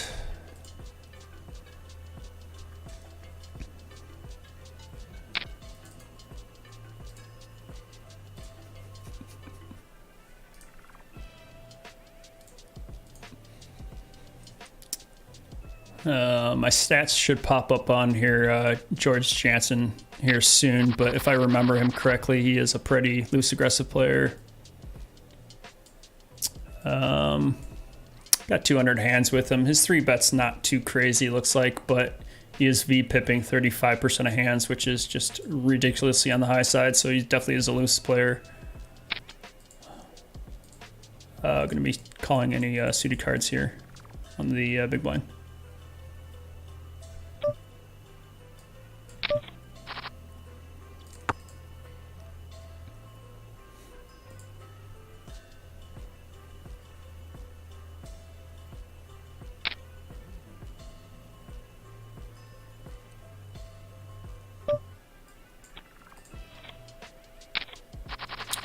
Definitely an aggressive player. First 2 hands, he's been firing, and he just limped under the gun. This guy is here to be aggressive. Hopefully we can continue my heater and just punish him.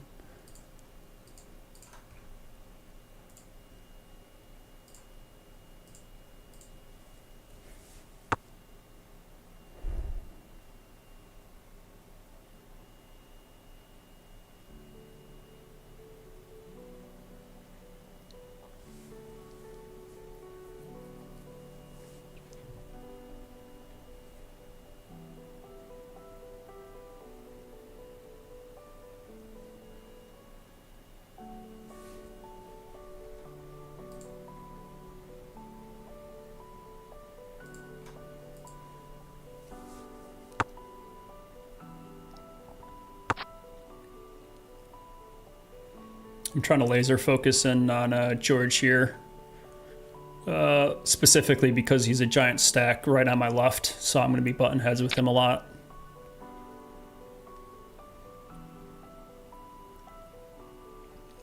I definitely want to kind of learn some of his tendencies.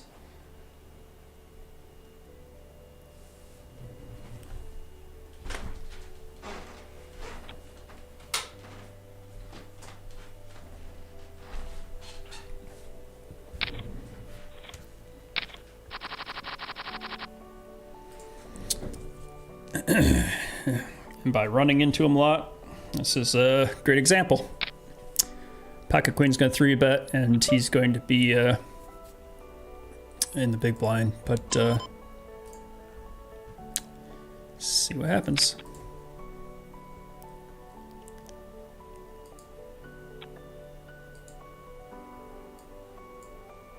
I got so many hands with this guy, 438 hands. He seems like he's been a pretty tight, or a pretty solid player. I haven't seen him get out of line.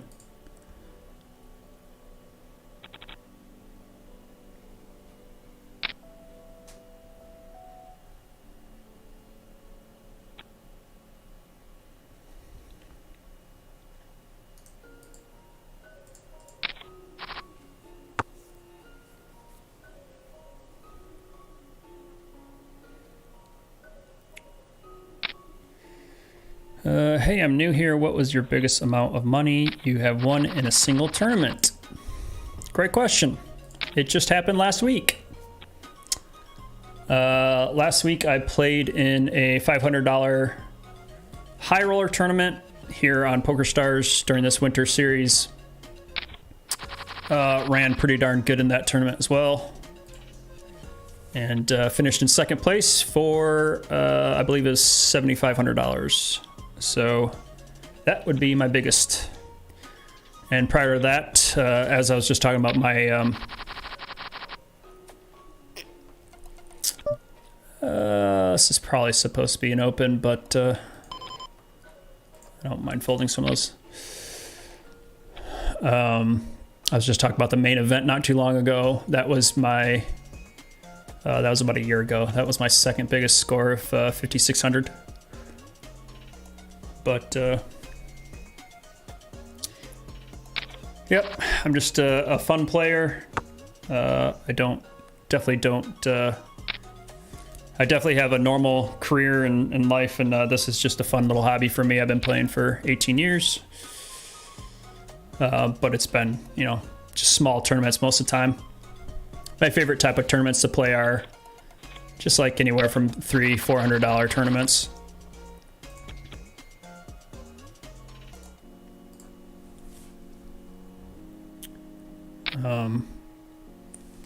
I do like every once in a while, very rarely, but once every couple times a year, I'll buy into a bigger buy-in tournament like the MSPT. When it comes to like Firekeepers here in Michigan, it's $1,000 buy-in, which is very expensive for a fun player. But I really like the, you know, to me it's like playing chess. Like it's just pure entertainment and it's a mental game, obviously, for me. It's a blast to push your mind learning more and more about a very challenging subject like poker. Poker is definitely probably one of the hardest games in the world. You know, it's, again, one of those games that's like takes 20 seconds to learn but lifetime to master. I've been playing for a long ass time, but I'm far from mastering it.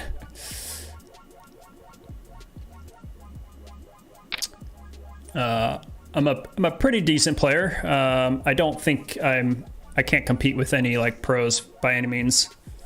I've played with them every once in a while, very rarely. Obviously, I like playing the smaller buy-in events. Those are my favorite to play, like I said.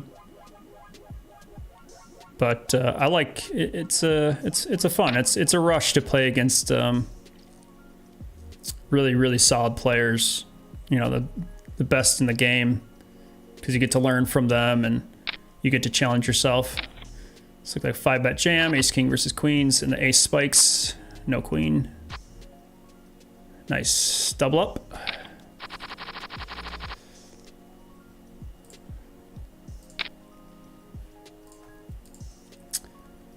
That was a very nice double up because I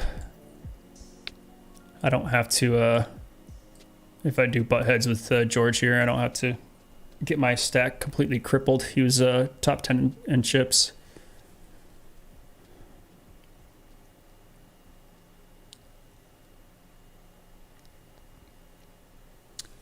But yeah, I mean, I definitely try to practice and play, but I like, the reason I keep calling it as I'm a fun player is just because I still have a normal life and career and job, and I still got to focus on that stuff. This just happens to be one of my hobbies, and unfortunately, it's pretty much the most expensive hobby you can have if you're playing big or buying tournaments. But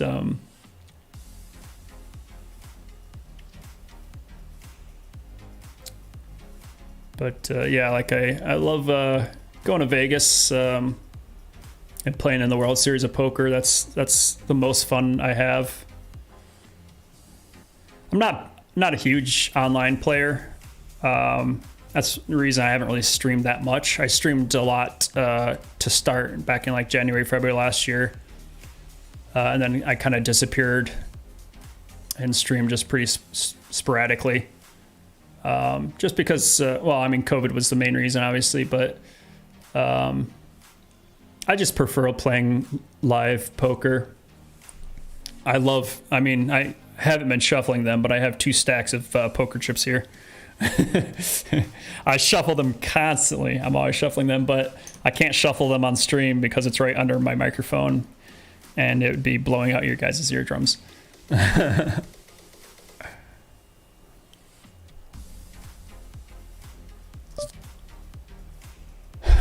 Queen Jack. Probably close to the bottom of my range on the button. But I have the position, so I don't mind coming along. Completely missed this board, so we're just going to go away. Definitely rather have the suited variation.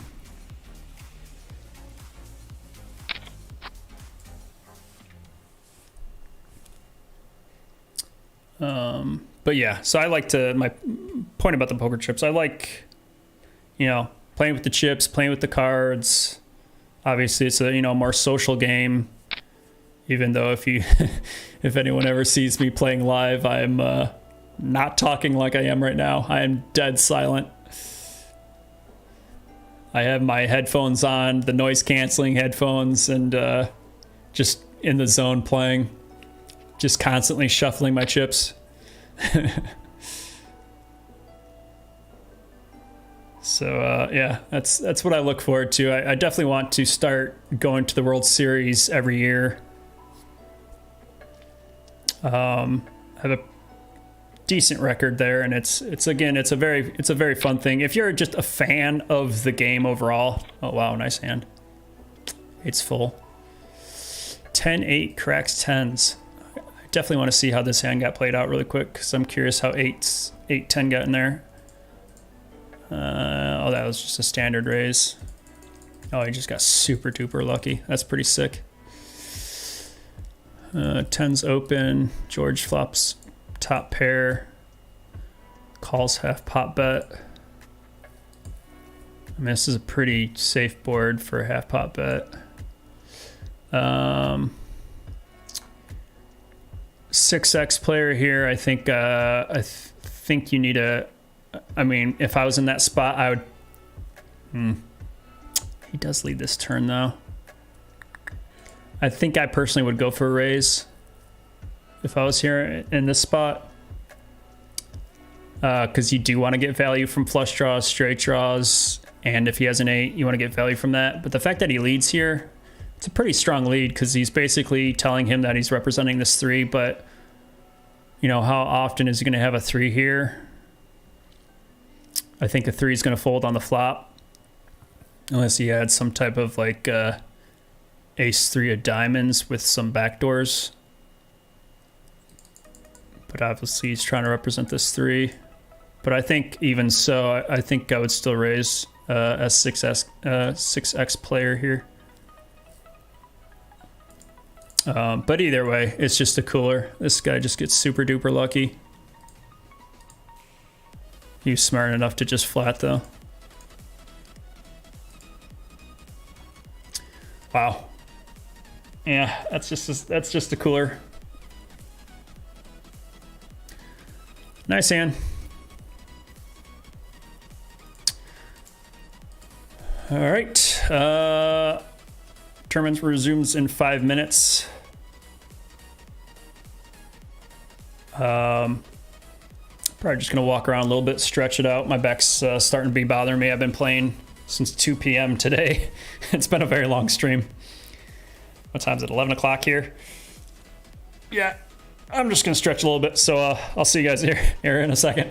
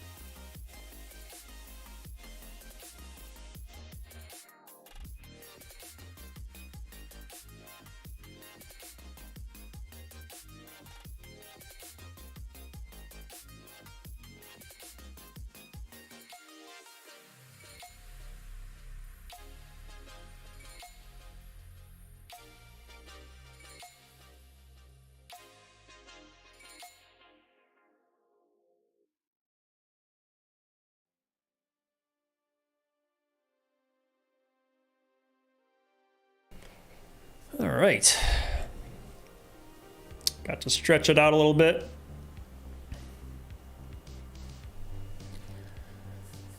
Whew.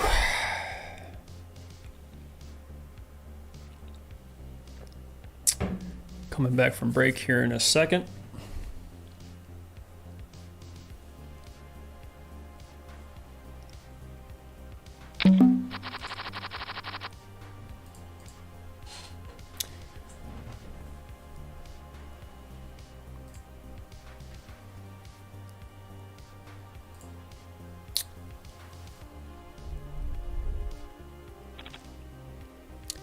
Poker seems to be easy game to learn, but it's so hard when you try to play it. Definitely, sir. Very much so. Not an easy game. Poker is hard. Sometimes it can be very easy. Like right now, I've pretty much just been playing my hands.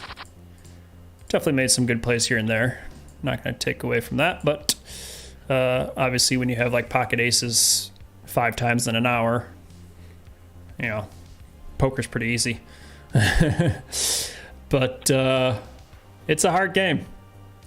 It's a very, very, very hard game to master, and especially it's changed so much over the years. GTO poker has came in the scene the last, I'm trying to think when it started, probably around 2015, 2016 is when it started to come in, when a computer basically just solved the game. And yeah, people started to learn the proper ways to play hands in certain spots, and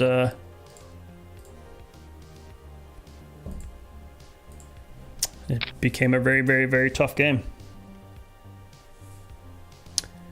I mean, I was what we call a field player. I wasn't great with the math. I still am not great with the math, but just like, I feel like this guy has pocket aces here. And you know, you don't put, I think that was the one big thing that I learned, was instead of putting a guy on like one specific hand, nowadays you have to put them on ranges. And knowing that, it's like, it really helped me understand the game a little bit more.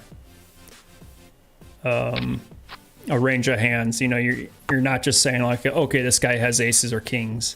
Like it was easier to do that, you know, a decade ago, because there was so many tight players that would only, like, when poker first started, well, not first started, but got really hot back in 2003, like, people were just very, very tight, and they didn't know the extreme strategies, so they basically just sat around waiting for like aces, kings, queens, ace king, ace queen.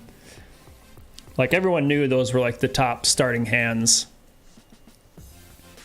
and people would just play super duper tight, and that was their range essentially, was ace jack plus. Oh wow.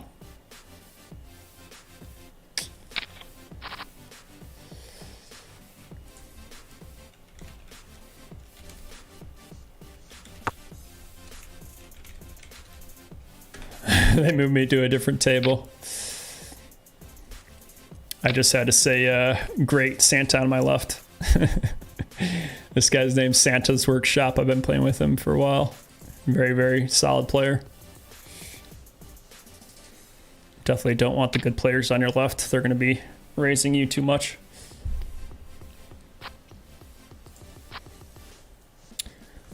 But yeah, so as poker grew and people started to learn that you can win with more hands than just you know, aces, kings, and queens, you know, people started to play suited connectors and all these different type of hands. So now, you know, but nowadays people play such a lot wider ranges, and you want to assign a range to 10-6 is pretty garbage here. I probably should defend, but I'm just gonna fold.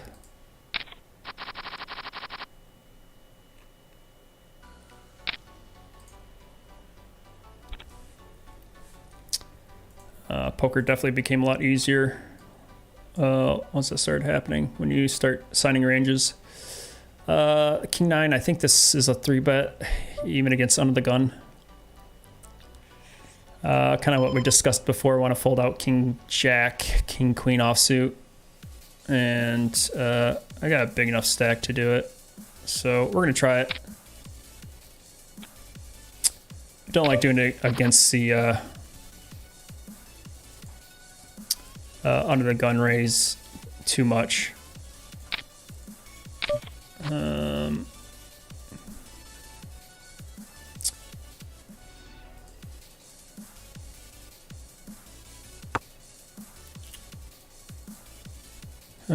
F4, it doesn't really change too much, but with him calling, I don't expect him to be calling with like 9s through 10s, 8s, 9s, 10s. For this small bet, I think I still have to call. This is another pot situation. Wouldn't be bet third. I have to win like 20% of the time. Once 18. It's probably really close. It's really close. It's still, I think I still call.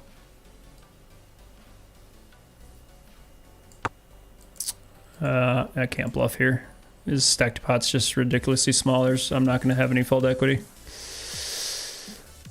Went for it, but I think he just has a monster hand.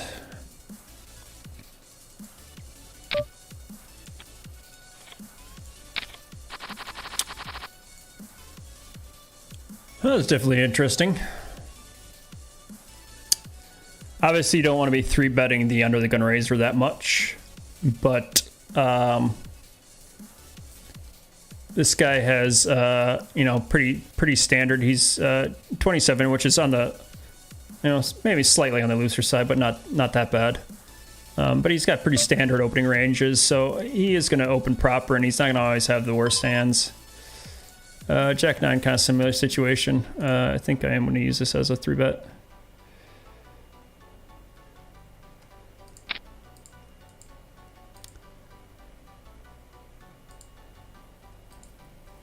I don't know if this is the best 3-betting hand, but I don't really know my 3-bet ranges perfectly. But I know, again, I want to fold out any hands that dominate me. And this still has a lot of equity, especially on the button, if he does call.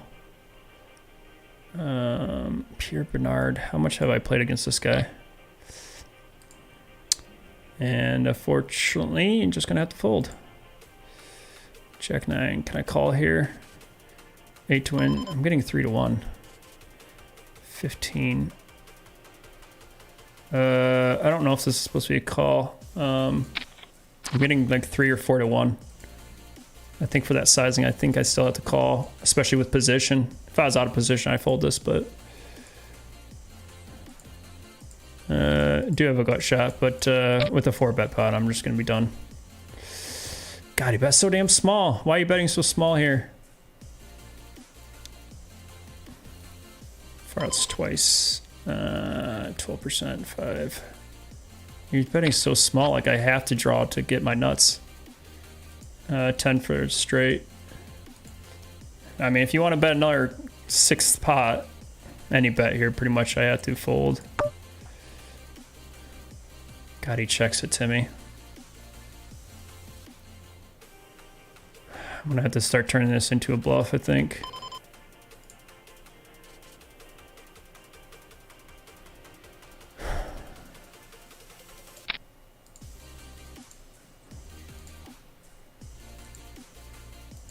I know this is not a great turn to jam. It doesn't make sense for me to have a 3. Oh, I'm not playing that great right now. I think I'm what's it called? I'm not gonna get him to fold now. Leveling myself. I mean, I am blocking a straight, but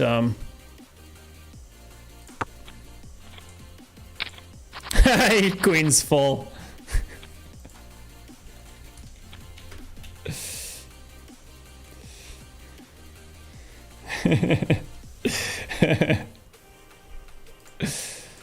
He just bricked it. It was such a small bet. I know I'm trying to make reasoning for my bad play here, and I don't think these plays are that unreasonable, though, to be honest. Well, that's another 3-bet situation, but not against a short stack.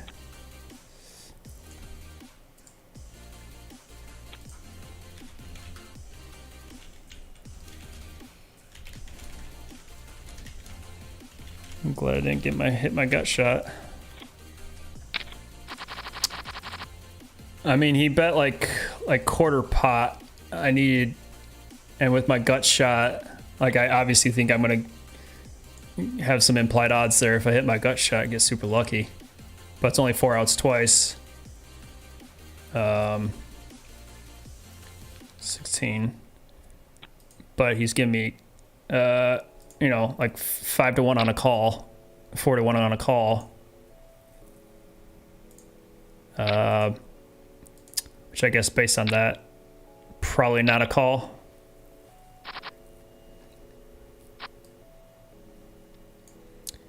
Well, these have been very interesting hands.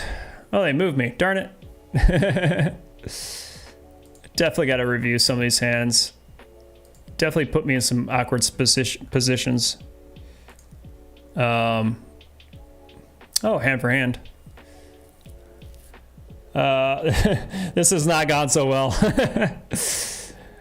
I'm trying to mix it up. I'm trying to, like I said earlier today, like I've been trying to learn my check raising position spots, trying to learn the 3-bet spots, try to understand when you're supposed to be doing them.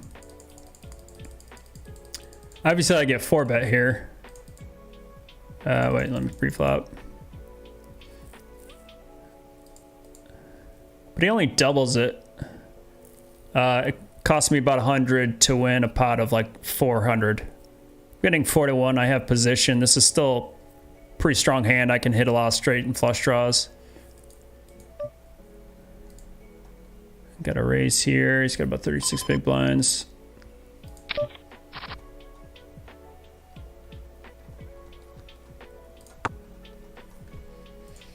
Sup, diva?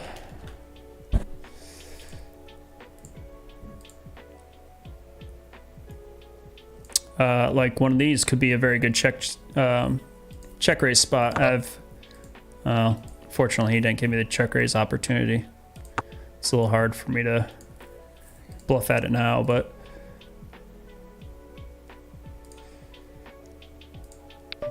go back to the check 9 here.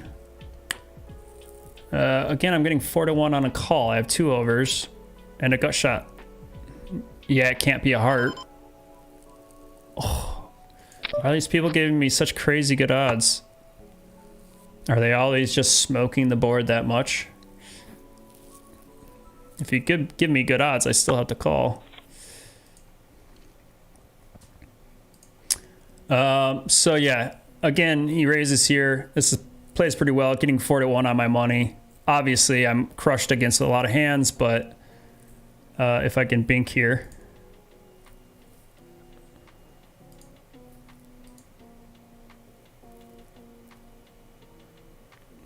He leads really small.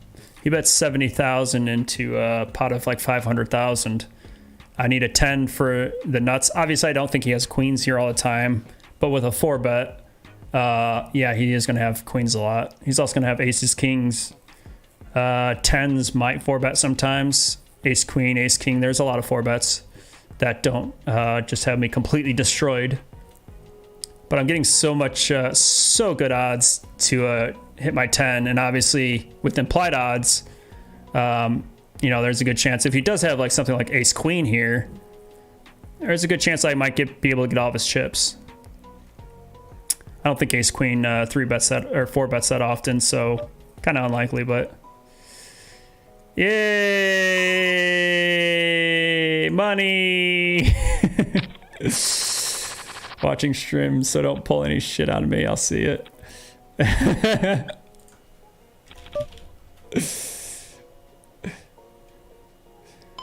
This guy's pretty short. 2.2.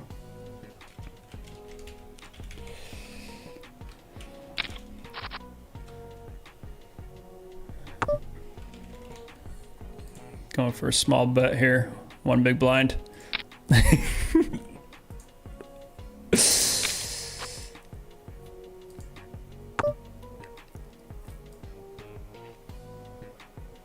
I don't think I really need to turn my hand into a bluff. I'm chopping. If he jams here, what do? I have to call. I have aces and 5s with a king kicker. Sicko. Oh, sicko.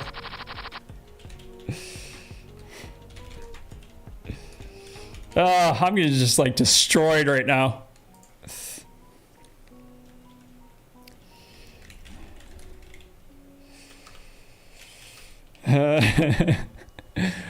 Oh man, this has been fun though. I'm having a blast. I hope you guys are having fun. I'm playing some wild ass hands here. I don't feel like I'm playing horribly. Like, I feel like these are justifiable plays. All right. So anyways, to just try to, if I hit a 10 here, I feel like I'm getting more money. Yeah, it's small chance of hitting it, obviously. But with that small bet, I think I'm getting enough odds to call. I don't know. This was a huge mistake. I don't know how the frick I was thinking here. All I saw was a stack to pot was like one to less than one. He's got 500 back, pot's 600. I'm trying to get sneaky here. Just stupid. Really, really stupid. My only opportunity here is to jam. I think I realized that. I'm like, what am I doing here? That was a big mistake. I admit that. Once he checks there, I'm like, all right, this is stupid. I'm not going to give him the fold. There's a million in the chips, millions in the pot. So a little mistake there. Little $200,000 mistake. As for this call, what do you bet here? I think I'm just talking myself out of that. Again, he bets so small. I have aces and fives with kings. I'm thinking we're chopping. Not playing the best poker right now, but I feel like I've justified myself to some degree. Not doing so hot from coming back from that break. Hey, the point is we made the money. That's all that's important. We're guaranteed 450 bucks, so, or 430.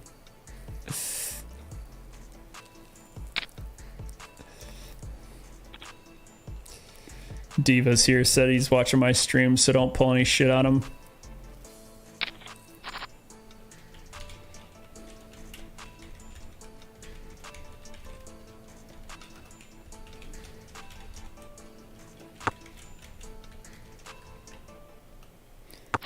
I'm not gonna bother.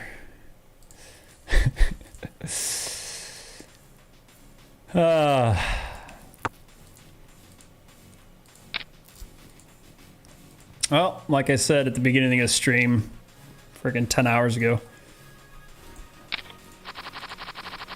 8 hours ago. I was watching some videos on PokerCoaching.com, trying to find better bluffs, trying to find better check raises, playing 3-bet pots out of position. So like when I get this information in my head, I'm like trying to figure out where I can implement it into my game. But that's what you got to do. I mean, when you're learning a game, I'm trying to get to the point where I'm, get really, really good at this game, and I'm trying to learn those little nuances, nuances. I can't even speak. Those little changes to the game to improve your game. So I just realized you guys can't see my face at all. I'm like this, like in the poker mode. There, you can see my face now.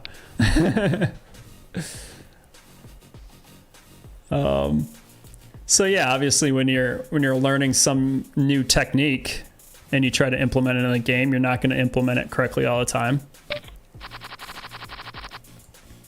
So you're going to make mistakes. So I'm not going to beat myself up too much. Those 2 mistakes cost me $1 million in chips. No big deal. I got 60 big blinds. I'll make it back up.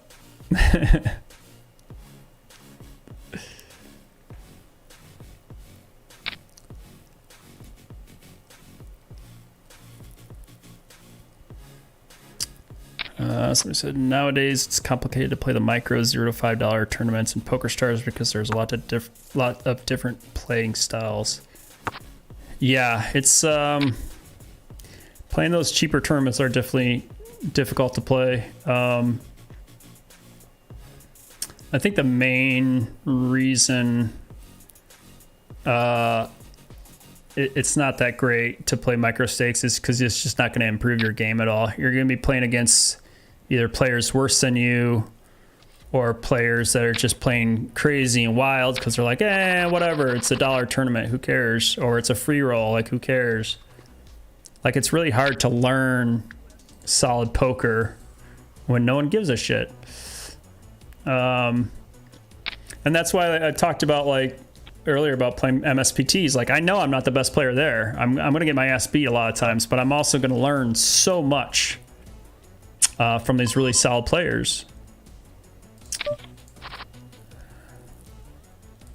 I almost thought I flopped the nuts there for a second. Need an 8.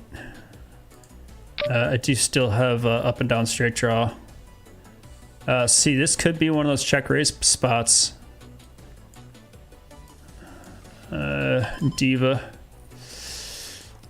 I'm gonna go for a check raise.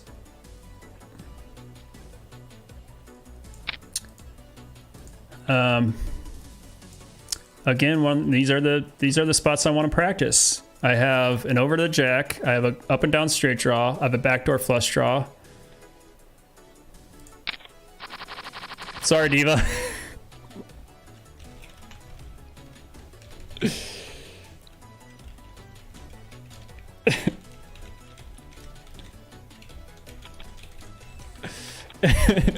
All right, Diva, I know you just saw that, and I know I just did that to you, and I know you told me not to do it. But like I said 20 seconds ago, I was just saying, if you've been here listening to me, if you've been sitting here listening to me, I just explained I'm trying to figure out those better check raise positions, check raise spots. And I'm trying to learn them. I get it, but I feel like this. Correct me if I'm wrong. Let me know. Seriously, Diva, check. Type in the chat if this is a bad check raise. I could be horribly wrong, but all I see is backdoor flush draw, up and down straight draw, and an over card to the jack, and then an over card to the 9 and the 7. I feel like I have a lot of equity. And if my bluff, is wrong, let me know. I'm learning here in my defense. Trying to get better. I'm trying to get better. But that forces me to get way out of my comfort zone and make plays that I never make. Like I rarely make that type of play.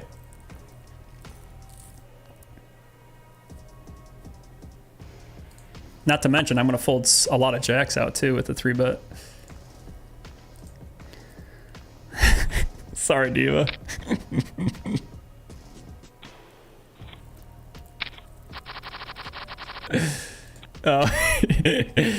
With this delay, he's listening right now to what I'm talking about. He's literally listening to me say how I'm practicing my check raise bluffs. I'll mark it in Poker Tracker here. I'll mark it as a hand for review.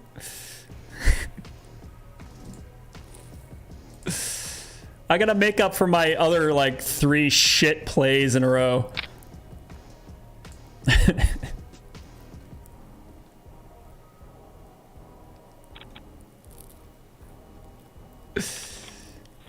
Not to mention, I'm sure you've kicked my ass plenty of times, Diva, so. We got 20 big blinds. Could be Ray raising up some suited Broadway cards. He's a tool guy. I don't think I recognize him. Definitely can't call a jam with somebody behind.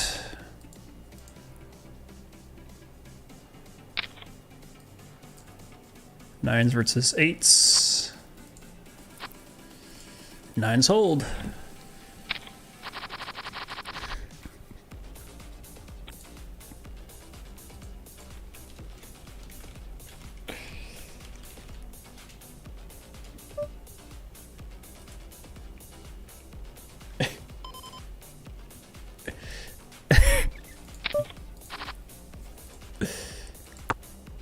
See, even if you had a jack, I had tons of outs.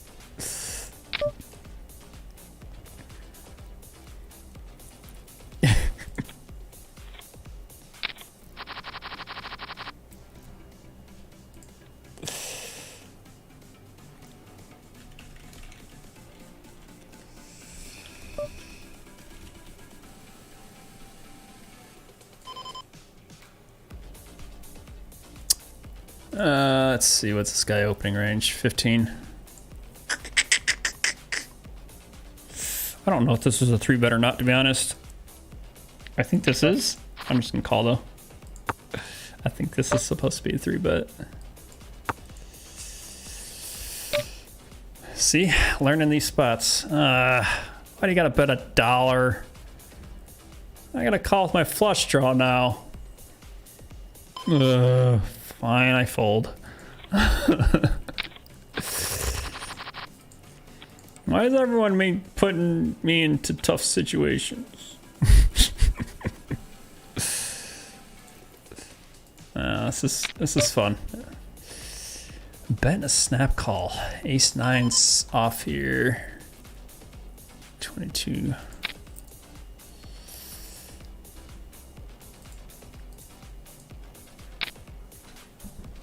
Hopefully we don't get squeezed jam on though.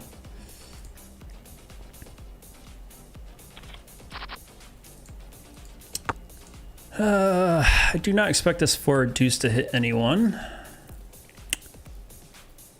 This could hit some 10-9. I think I do have to bet this if it gets checked to me.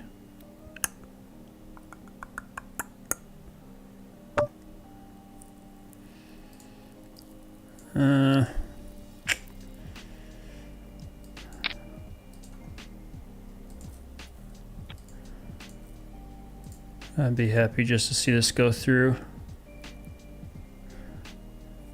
I do expect there to be some under pairs like 7s and 8s. And I'm happy to just take it right there.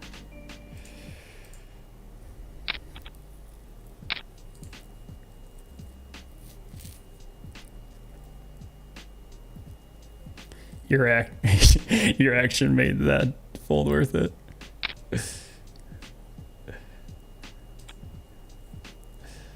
Yeah, trying to make this entertaining for myself as well as everyone else.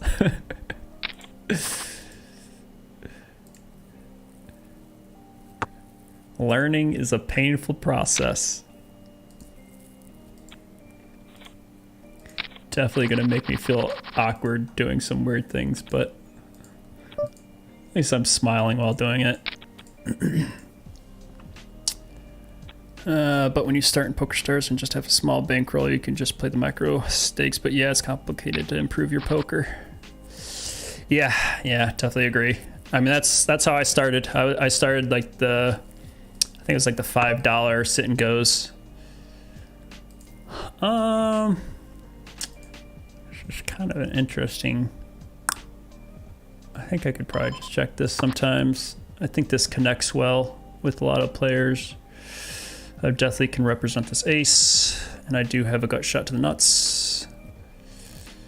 And a king or a queen might be good if I turn that, so I'm gonna bet about half pot since this ace is really good for my range.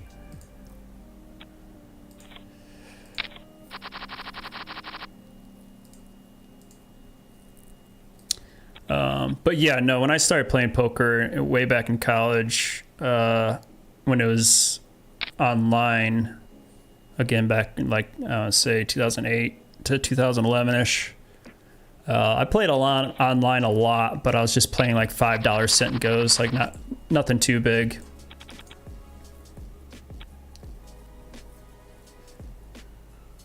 But yeah, I mean, to be fair, like any practice is good practice. Like you should be practicing a lot, playing a lot. At any stakes. Actually, before I said PokerStars, actually, this is gonna go way back. God, I'm trying to think what year this game came out. When I first started playing Texas Hold'em, we were playing $2 games at the Eastern Michigan University's Rec IM, at their gym there. $2 games, so that's how I got my lot of practice in. But before that, I played, this is going way back, this might have been like 1997, maybe 98, 99, Hoyle, I think it's called Hoyle. Hoyle's Casino. Let me see if I can find a image of this.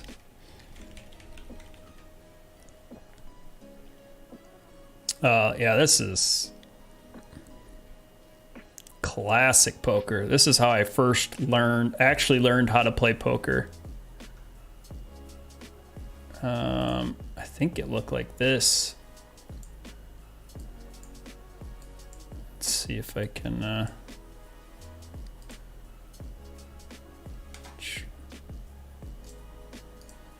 wait, they still have this on, oh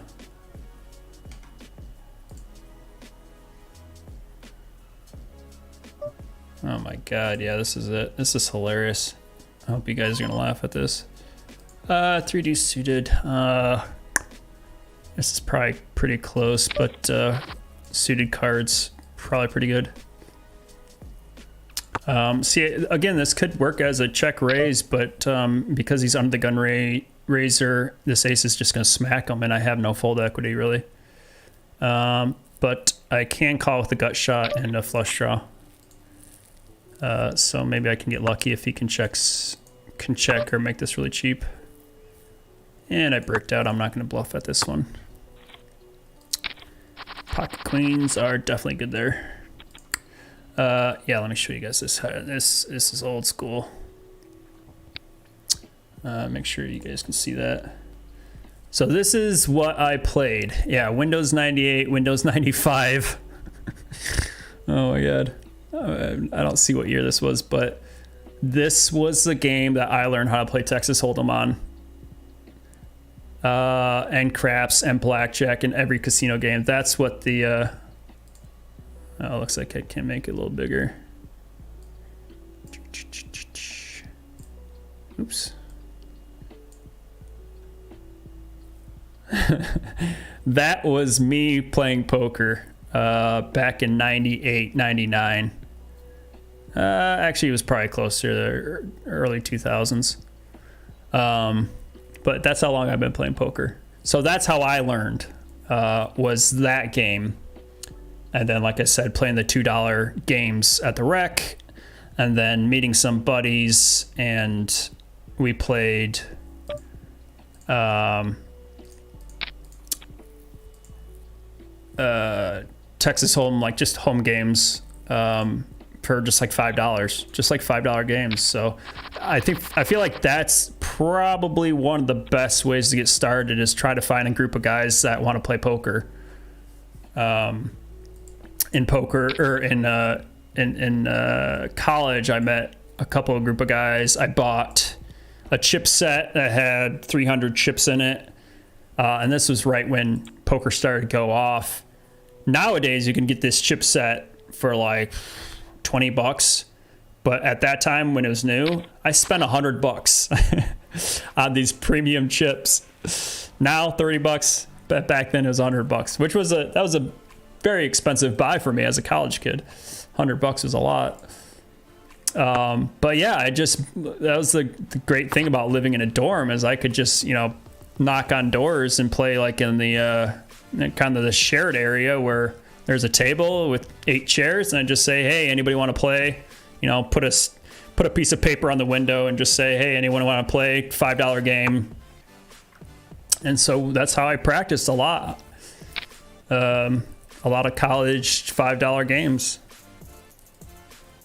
But the importance there is kind of the community. Getting a community of poker players together is so huge.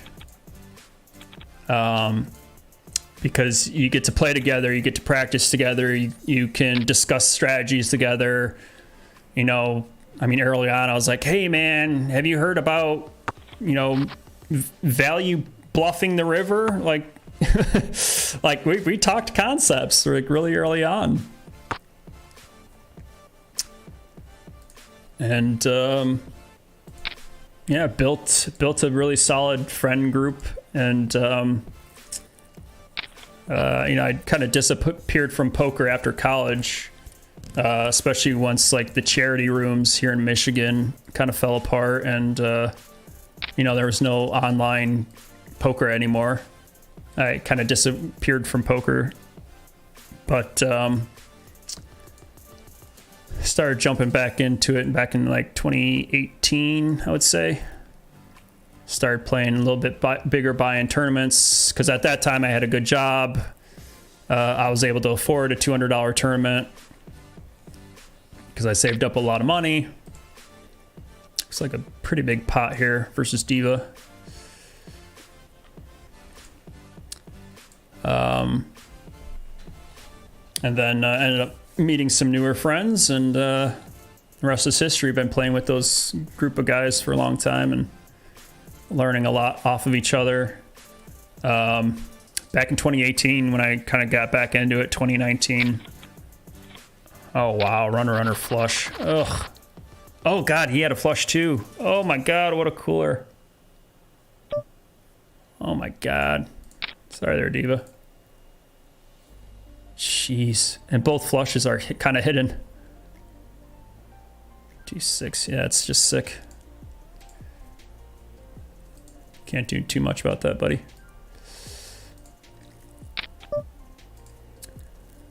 I got 3-bet here. What a 5. This is probably a call, but I'm just going to make a fold against this guy. He does have a higher 3-bet percentage, so I probably should have called a little bit lighter.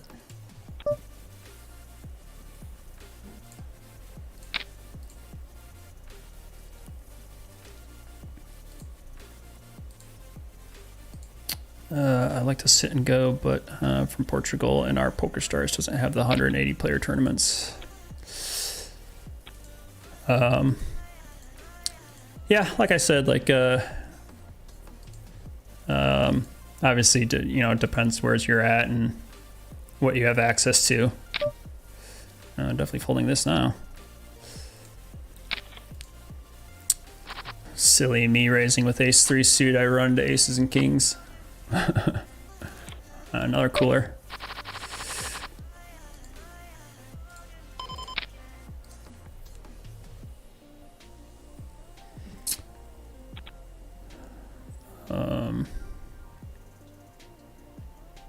But yeah, I guess my point is, you know, any practice is good practice.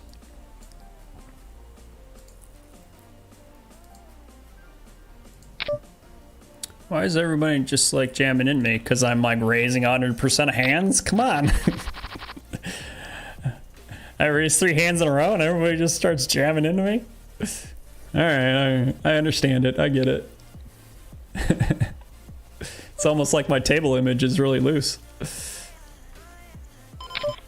I'm playing my ranges. I'm not like getting out of hand. Not raising like Jack 4 offsuit or some crap.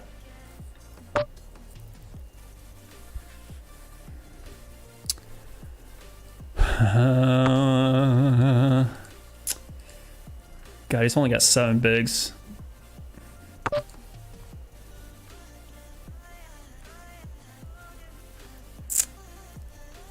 I mean, he's only got 7 bigs. I'm just gonna go for it. If he has a king, he's got a king.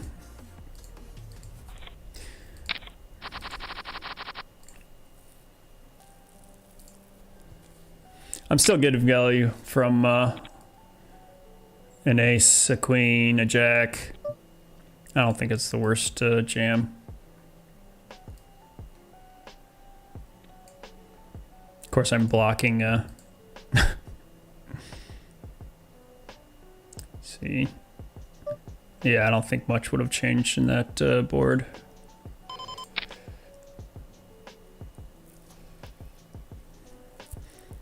Like, I got plenty of hands to get called from. Thought there was plenty of value hands there. Got a pretty solid 2-pair. But then again, what is he raising under the gun with? And not jamming flop.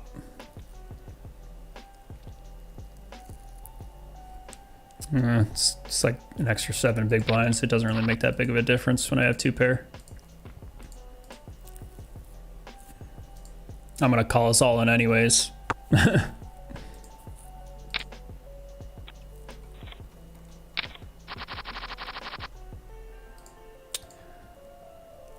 All right, let's get a little update here. I'm in 42nd out of 67.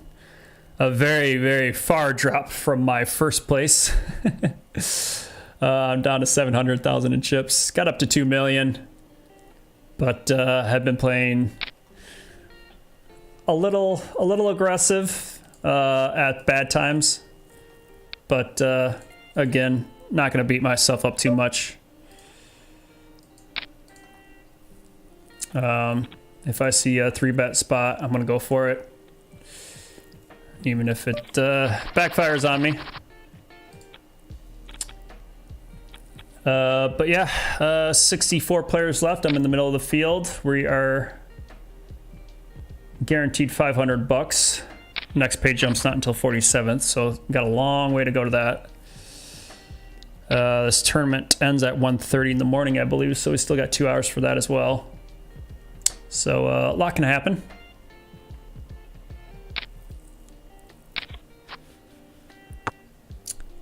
I did fire 2 bullets in this, but at least I'm free rolling. Up $100.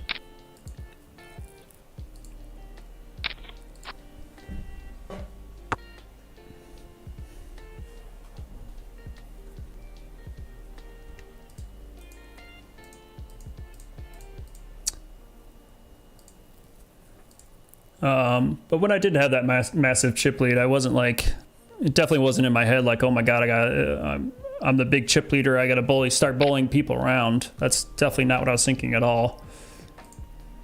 Like I said, I'm trying to get those 3-bet spots. Went for it a couple times and just ran into it a couple times.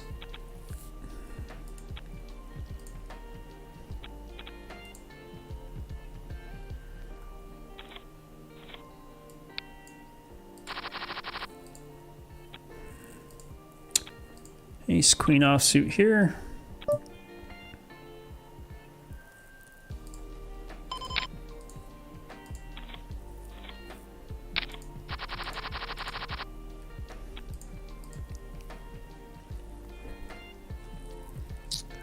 But sometimes you do have to kind of step back and recognize what your table image is. If you're raising 4 hands in a row, it doesn't matter if they're in your range to raise or not.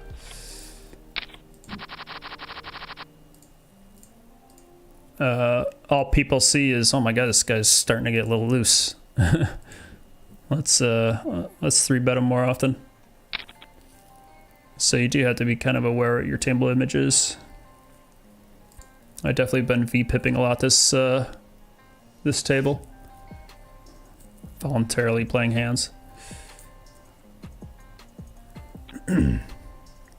But still got tons of chips. 40 big blinds is a lot.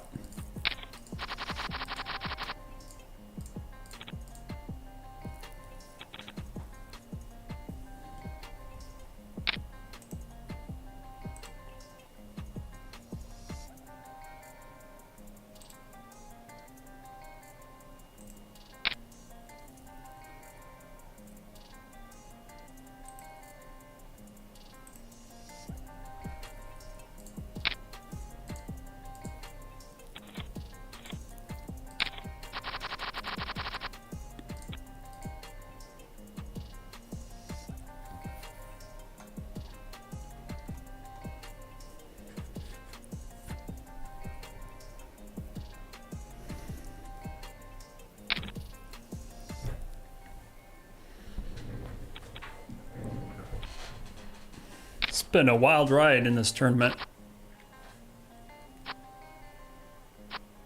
It's been fun though. I've been entertained.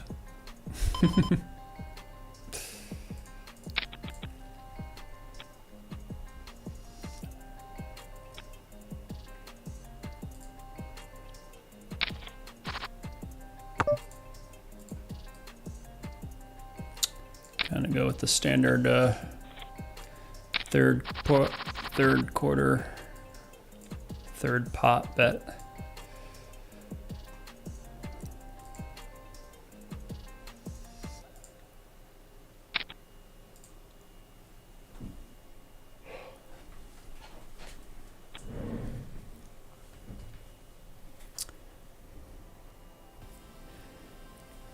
Curious how that high roller tournament's doing.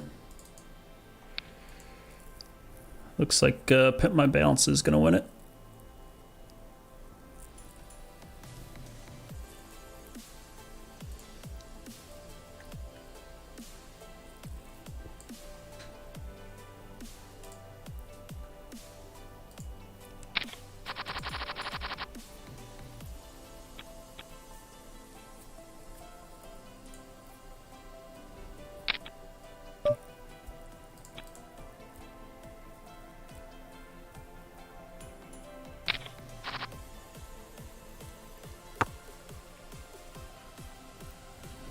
It's been a long day.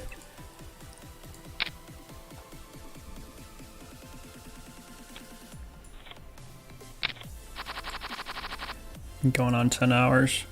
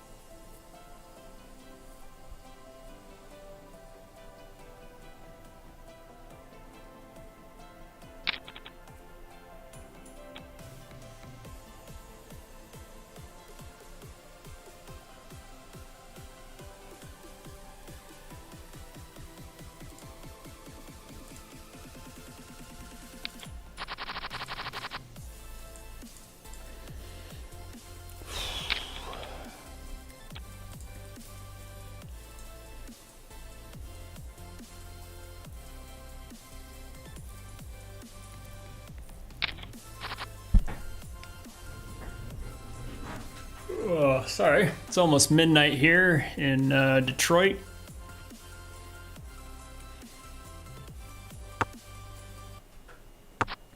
Been a long day.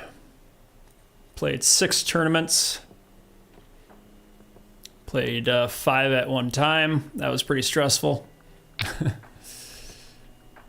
Especially playing a bigger buy-in tournament for a lot of money that I'm not used to. Definitely probably got outplayed that tournament for sure. That one was fun though.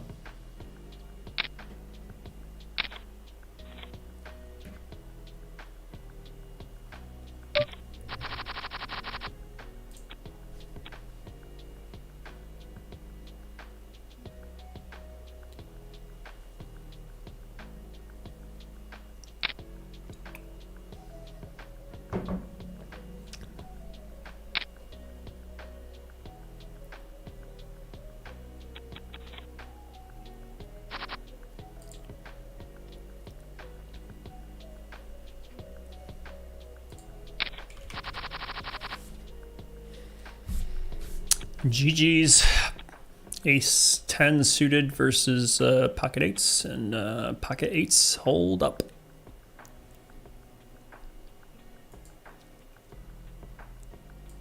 Eric Bachman.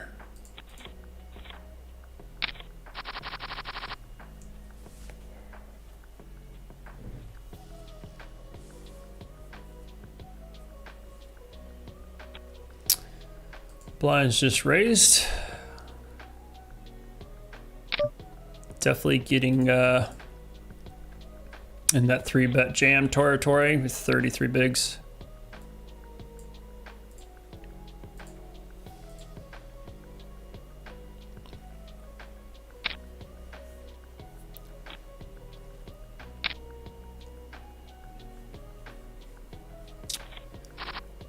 My next goal here is to get to at least 47th spot.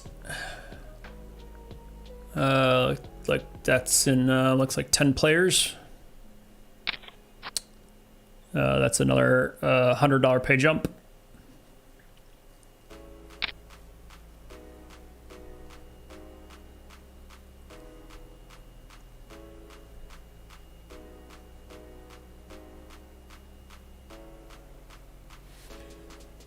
Ouch.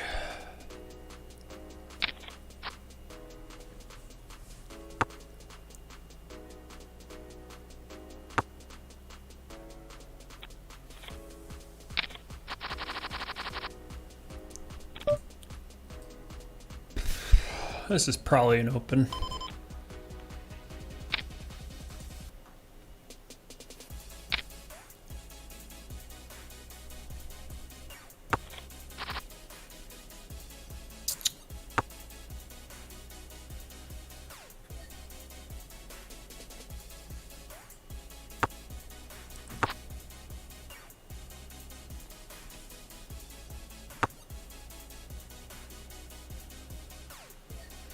Hour and a half until day 2.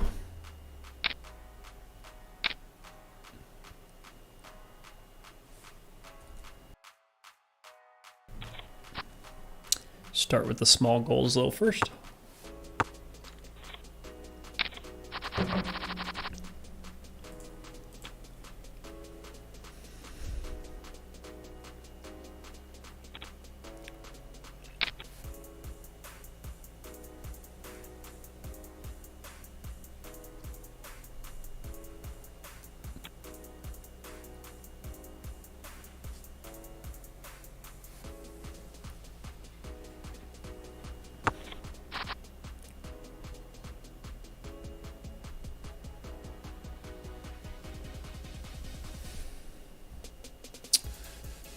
Seems like my heater kind of cooled off a little bit, which is expected in poker tournaments. Definitely had an hour there where I was just crushing it.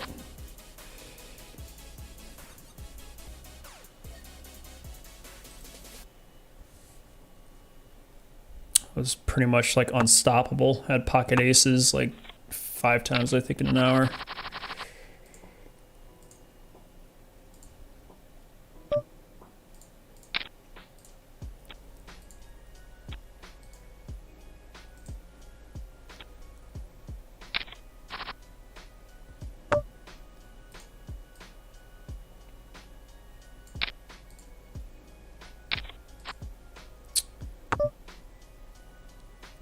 I don't want to turn this into a bluff. I really don't have, I'm trying to keep my bluffs more clean to just,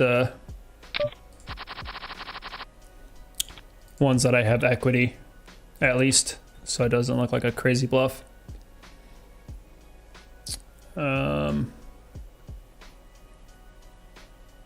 Yeah, I may or may not be able to fold a jack out. 7 to block some straights, but I